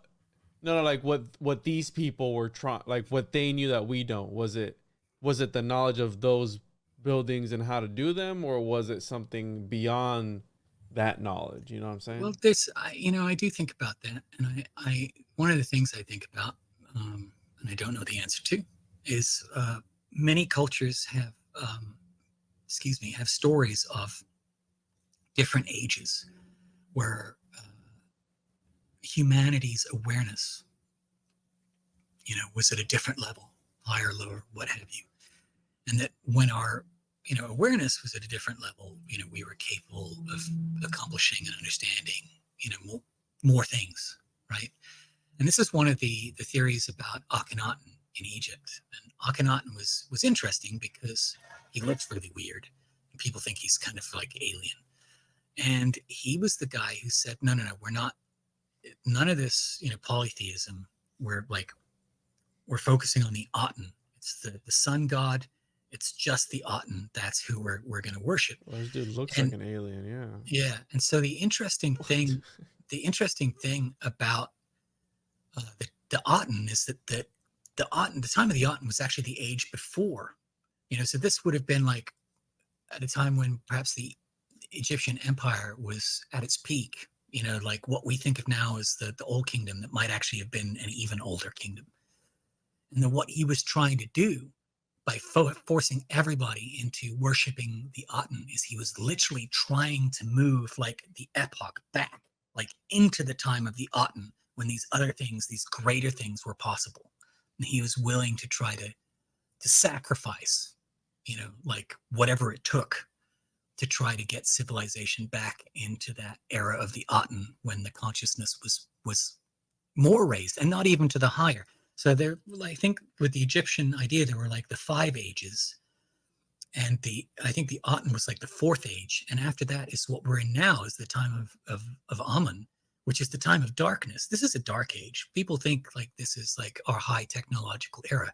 Look around you. This is a dark age. This is absolutely a dark age, and the time of Amun is hopefully what we're about to come out of in the Egyptian cycle and into this new age, right? We've all been waiting for the dawning of the age of Aquarius, right, for a long time, or whatever that consciousness shift is. I don't know if any of that is true, but like I'm hopeful that there is something like that for humanity, because we're kind of reached like a technological peak, but socially we're just degenerating, and civilizations collapse and then rebuild and collapse, and it's So every 300 years, isn't it? Is that what they say? something. Look But I think really the Egyptians were like one of the real exceptions to that, because they had like an incredible civilization for thousands of years that then like somehow forgot all about itself and what it was able to accomplish. Like the most hated pharaoh, and then it has Akhenaten. That's what people say. I don't really view him that way. But he's thick. Look at those hips, bro. Yeah, If Akhenaten don't stop. he had these really sort of like this sort of womanly lower figure and this elongated head, and that was not hip at the time. So it's a very interesting decision. I kind of look at that and I think of like those old kind of prehistoric Mesopotamian, like the great mother figure. Yeah. And it's like he's half that, and then he's like half pharaoh. It's like he's like this androgynous sort of figure. Well, he had a female physique. What the heck? An androgynous appearance. That's because his the way he's depicted looks like that. And I think I'm not sure he looked like that. I think it was, they were all inbreeding, like all the royal families did. But like I think it's possible that he was trying to convey, or there was an idea. Like a lot of his teachings, a lot of what happened in his realm, a lot, his time, his reign is destroyed. Like if you go to Amarna, I went to Amarna, and like everything has been smashed off the walls there. Like everything that had to do with his history is almost completely destroyed by the cult of Amun, who were like, this guy. And that's,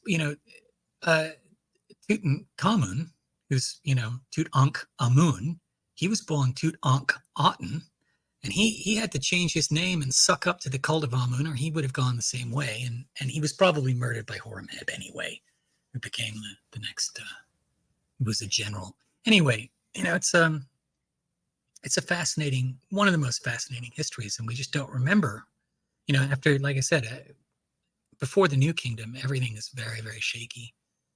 And I got led into a kind of a special area the last time I was there, which is on top of the necropolis across from the pyramids.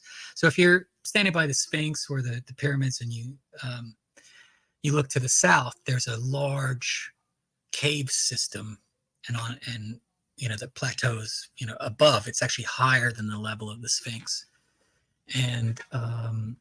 And if you go around and they let you in back there, you can either go through like the Wall of the Crow, which is megalithic, and then there's a bunch of tombs back there because they're like, this is the camp of the workers who built the pyramids, right? That's what they think, or that's what they tell us. And I was allowed to go in them. And, I've spent enough time there that I know the difference between certain dynasties' style of writings, of hieroglyphs on the wall. And we went in these tombs and I'm like, this is 5th dynasty.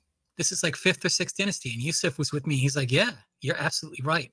None of those tombs that I went in, and I went in like 20 of them that were supposedly for the tombs of the workers who built the Great Pyramids, none of them were 4th dynasty.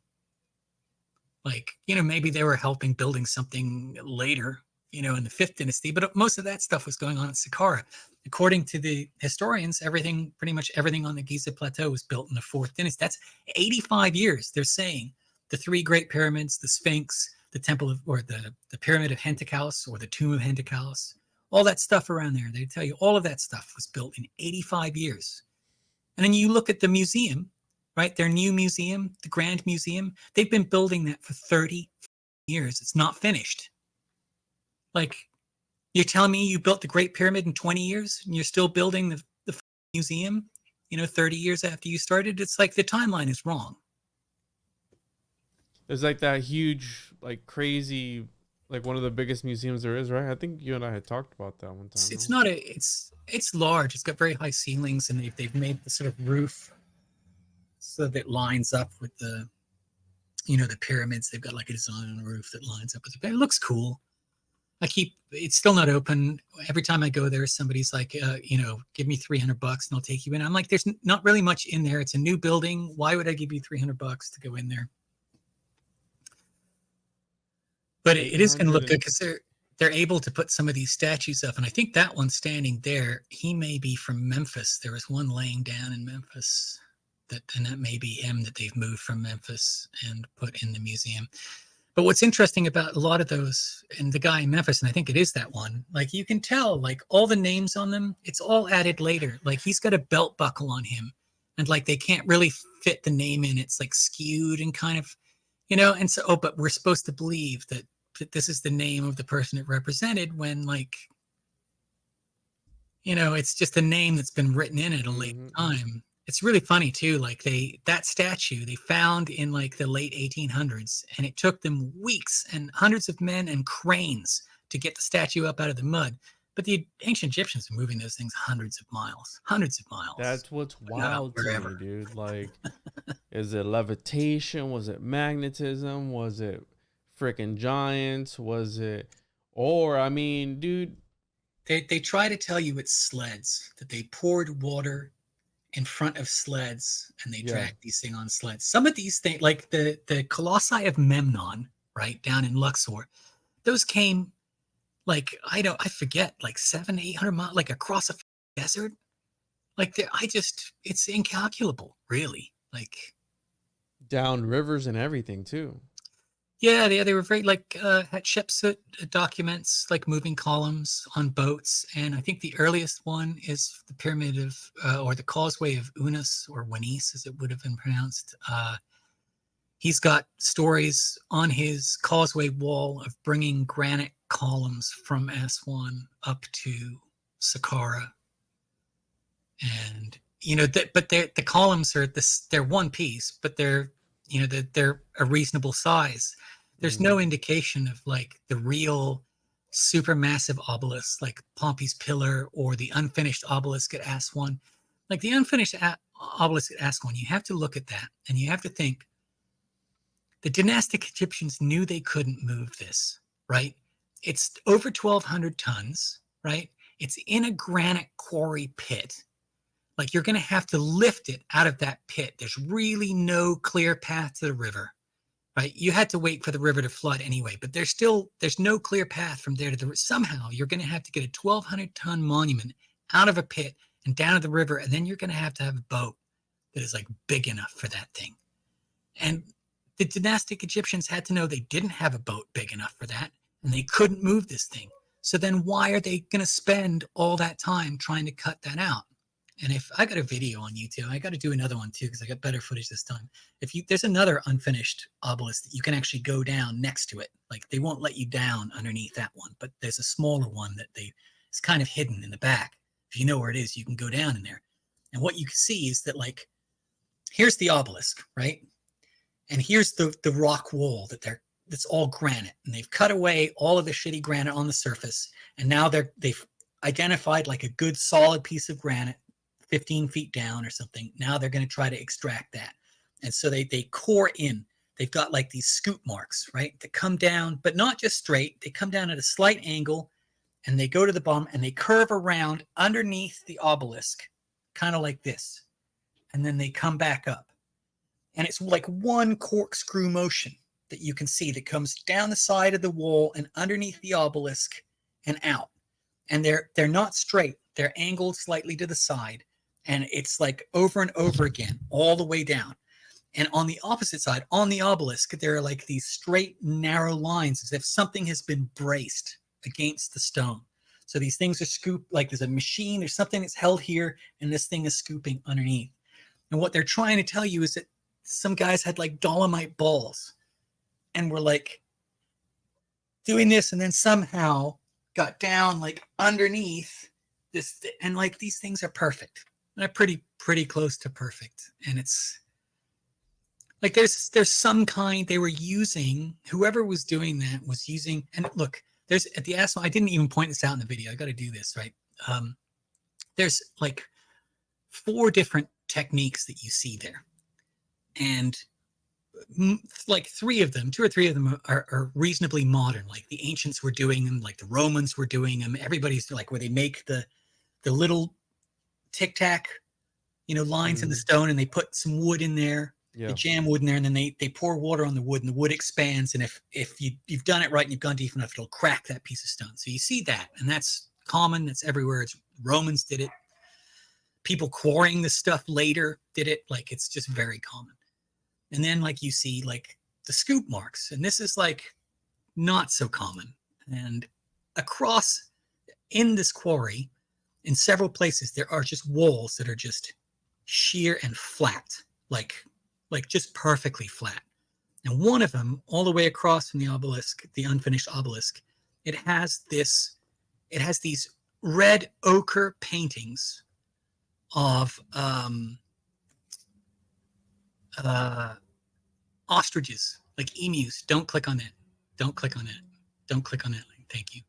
Has these ostriches, right? These red ostriches on the wall. Well, those ostriches were extinct by the time in Egypt, by the time like the Egyptians, the dynastic Egyptians were there, right? So who's painting pictures of long extinct animals on the quarry walls? Well, people quarrying it much further back. This is what I'm talking about, though, like those pictures underneath, like it's the scoop coming down underneath. And it's, it's right. And it's, I've got really good video of this. I got to do another one and talk about it again. Anyway, so that you've got these pictures of these ostriches, right, on the walls there, and it's just clear that what the Egyptologists will say, or what Zahi Hawass will tell you, oh, we brought in workers from very far away who'd seen ostriches and they painted them on the walls. Or, this stuff's much older than we think. There's a lot of stuff there. Like some of those pictures are like test pits, right?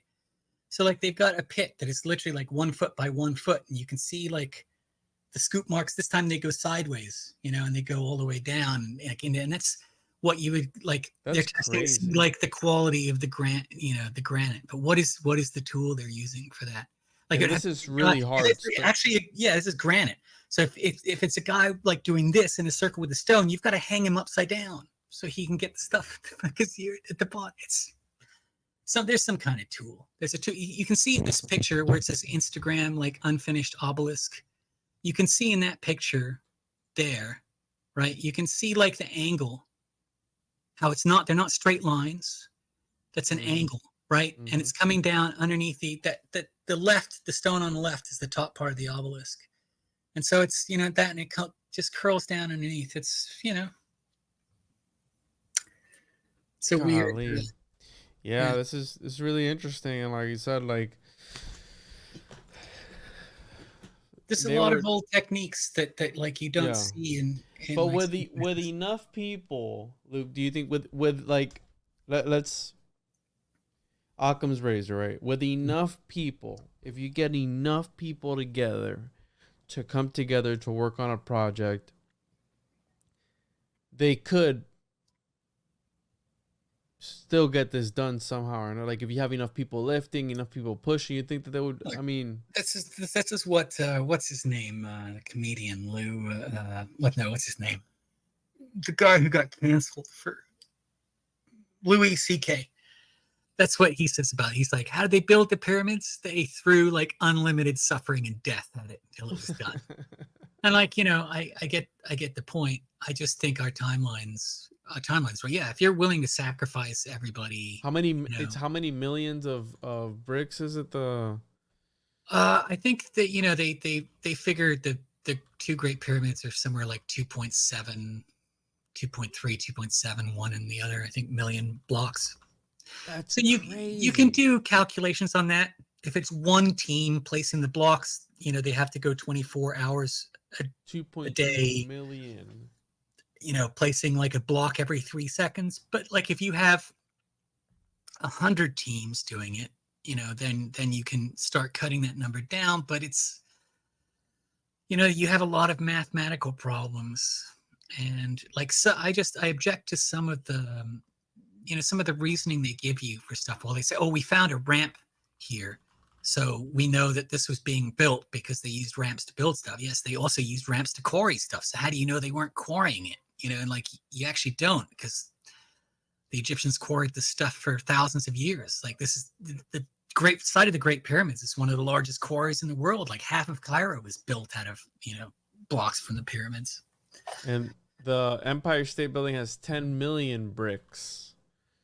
And how long did the Empire State Building take to make? How long but like their bricks are, how big are the Empire State Building bricks? You're talking about like the pyramidal ones are like a ton or more. Like some of the interior pieces of granite are like 60 tons. But you see, like during the dynastic times, during the Old Kingdom, they're not supposed to have had granite quarrying capabilities because they didn't have the tools, right? And supposedly they didn't have the mathematical understanding for that stuff. This is what the academics are telling us.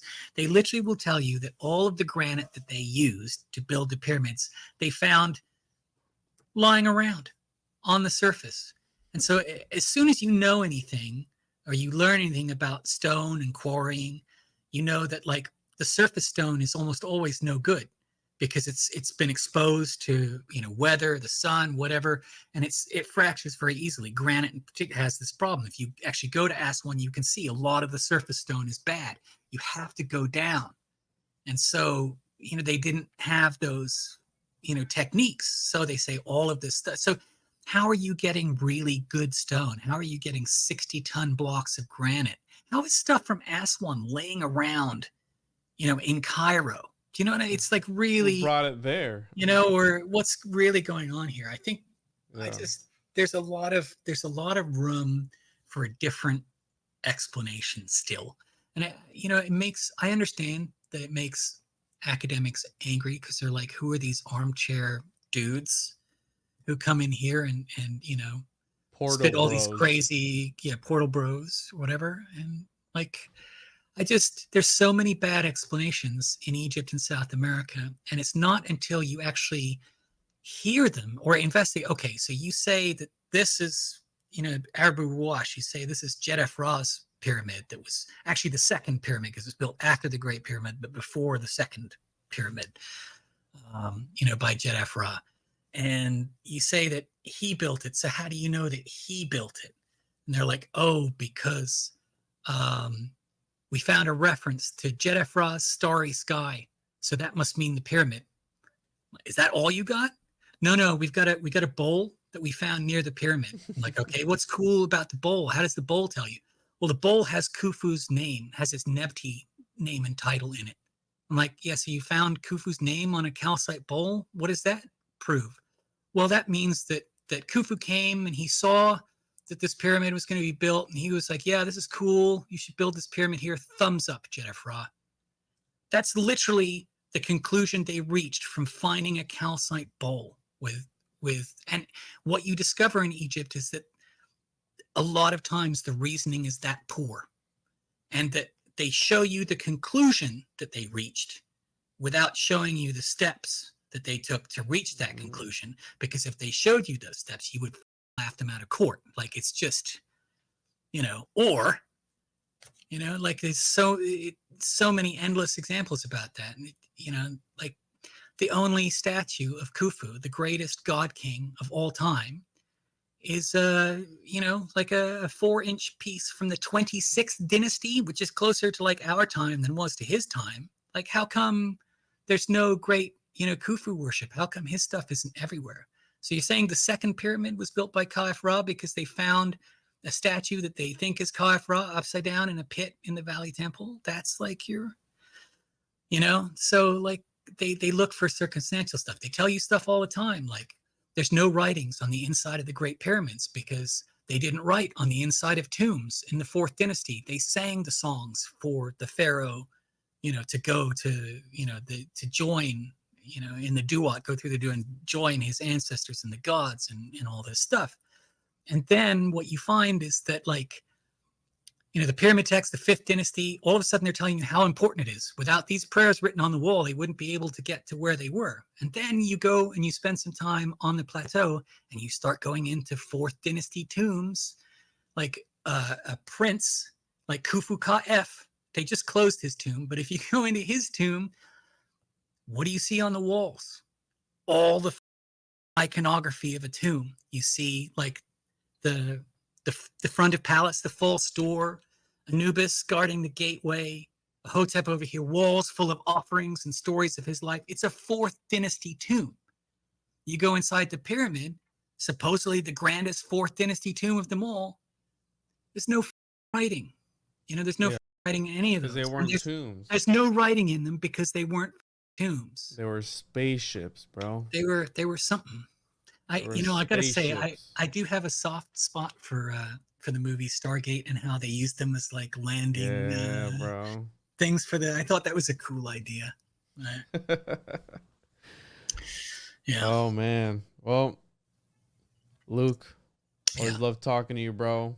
Yeah, likewise, man. Diving deep into this ancient world, the enigmas of the ancient world and all these different things. So this is something that got me into like research and all. It's like something I've always thought about as a kid, always wondered who or what built the pyramids and what they were used for, like their original intention. Imagine talking to the architect that first thought up of that idea, like, yo, we're gonna tackle this.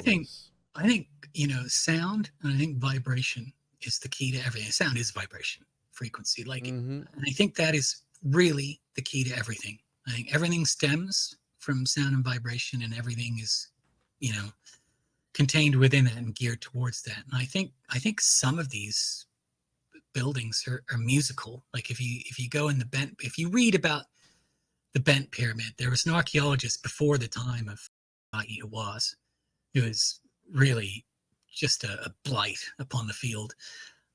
But there was a guy called Salim Hassan who was an excellent archaeologist who really was just honest about stuff. He wasn't making stuff up, for whatever, National Geographic, chasing mummies, whatever he talked about the Bent Pyramid and going in the Bent Pyramid and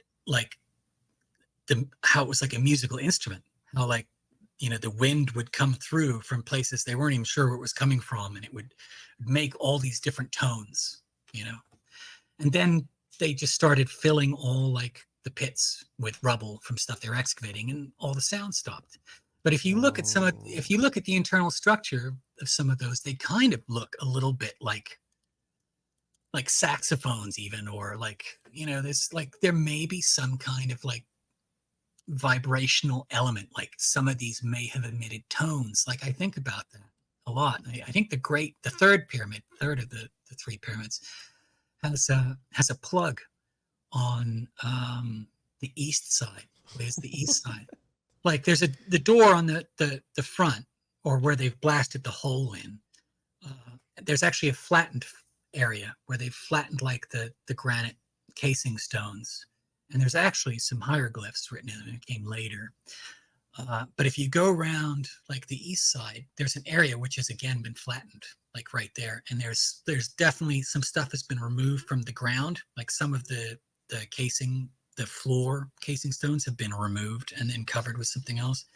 I think there's another entrance to that, or to catacombs underneath. That which we know there are. The entire plateau is absolutely riddled with passages and catacombs, and yeah,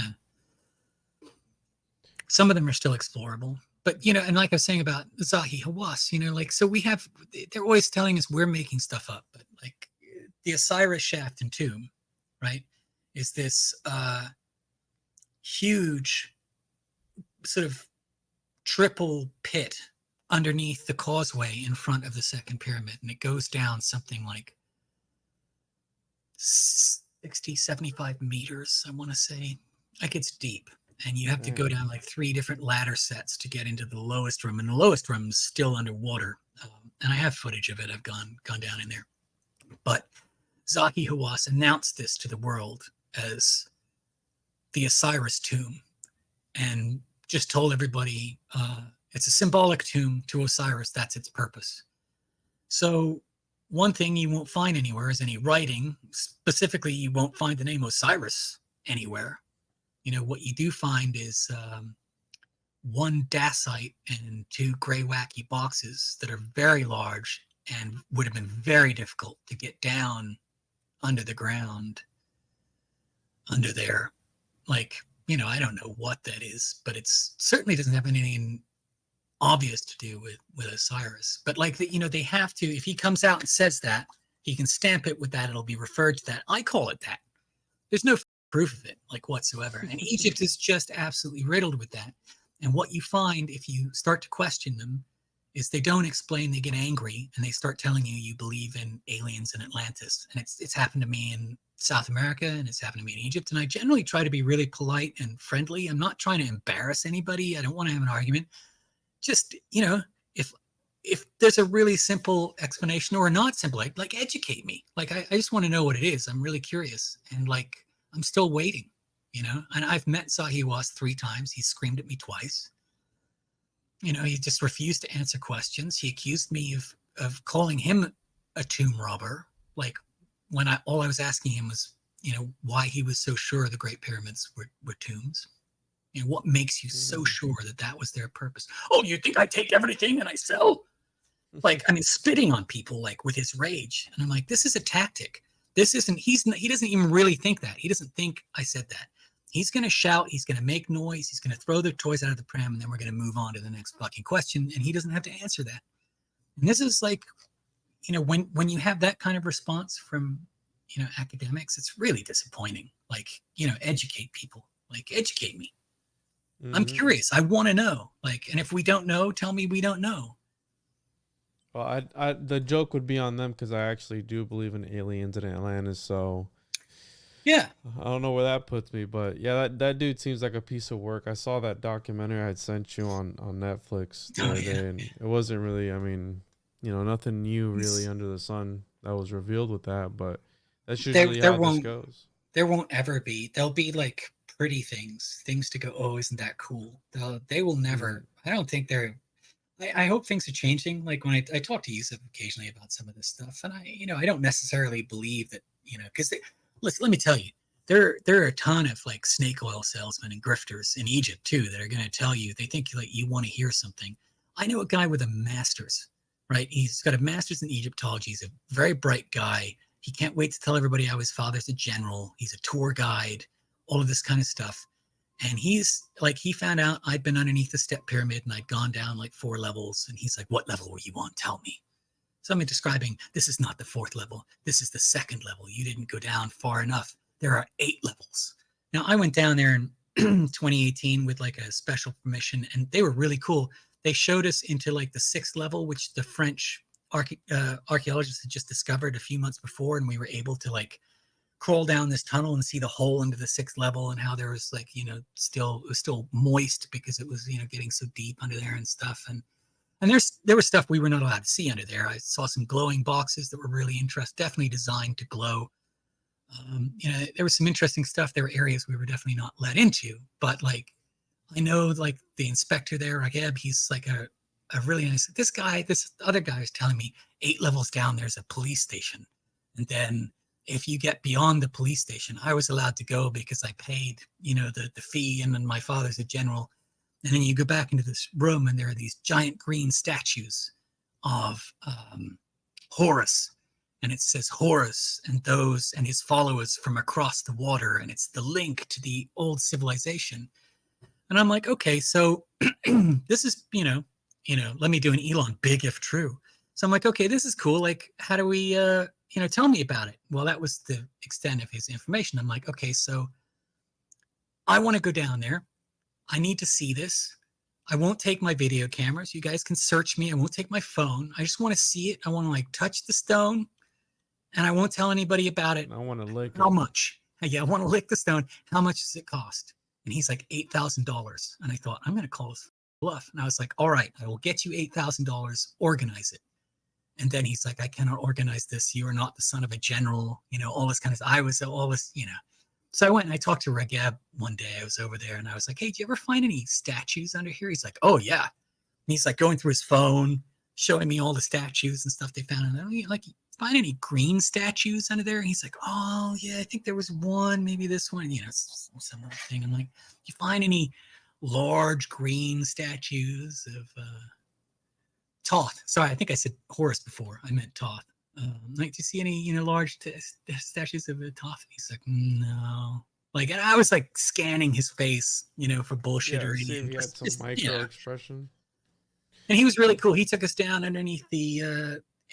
There's another area near the step pyramid, which is very similar to the underneath the tomb area, the box area underneath the step pyramid. And he took us down in there, and really nice guy. But, you know, there's a lot of guys out there. You know, the same guy, he was telling me, I can prove to you that Egypt is 300,000 years old. And I'm like, well, that's really cool. You know, show me. And he's like, well, there's all these objects in the museum, like these boxes, and these boxes are much older. And I'm like, I agree, there are much older boxes in there. You know, let's go in and you can show me the ones. Oh, you know, this cannot be done. It's just like, I would believe 30,000 years. I have trouble believing, you know, 300,000 years, but like, I'm open to it. Show me, you know, show me what you got. And the guy's got nothing, you know. Well, maybe one day we can figure those secrets out once you finish the documentary, bro. I'm looking forward to you know, I'm looking forward to. I mean, you've already just heard a fair amount of it. Like, honestly, I'm looking forward to being done with it. I'm not here to be an expert on this. I don't want to go to, you know, contact in the desert and sit on a panel. I don't, you know, like, none of that stuff is interesting to me. The only thing that's interesting, I never even turned on like YouTube money from my videos or anything. Like, I just don't. I'm just trying to find out what the is going on, really. You know, what are we? What is this? You know, what really is our history? And, you know, there's a lot of people believe a lot of really terrifying stuff about our history. I know you've talked to a lot of people about, you know, reptilians and the, you know, we're being controlled and all this kind of stuff. Mm-hmm.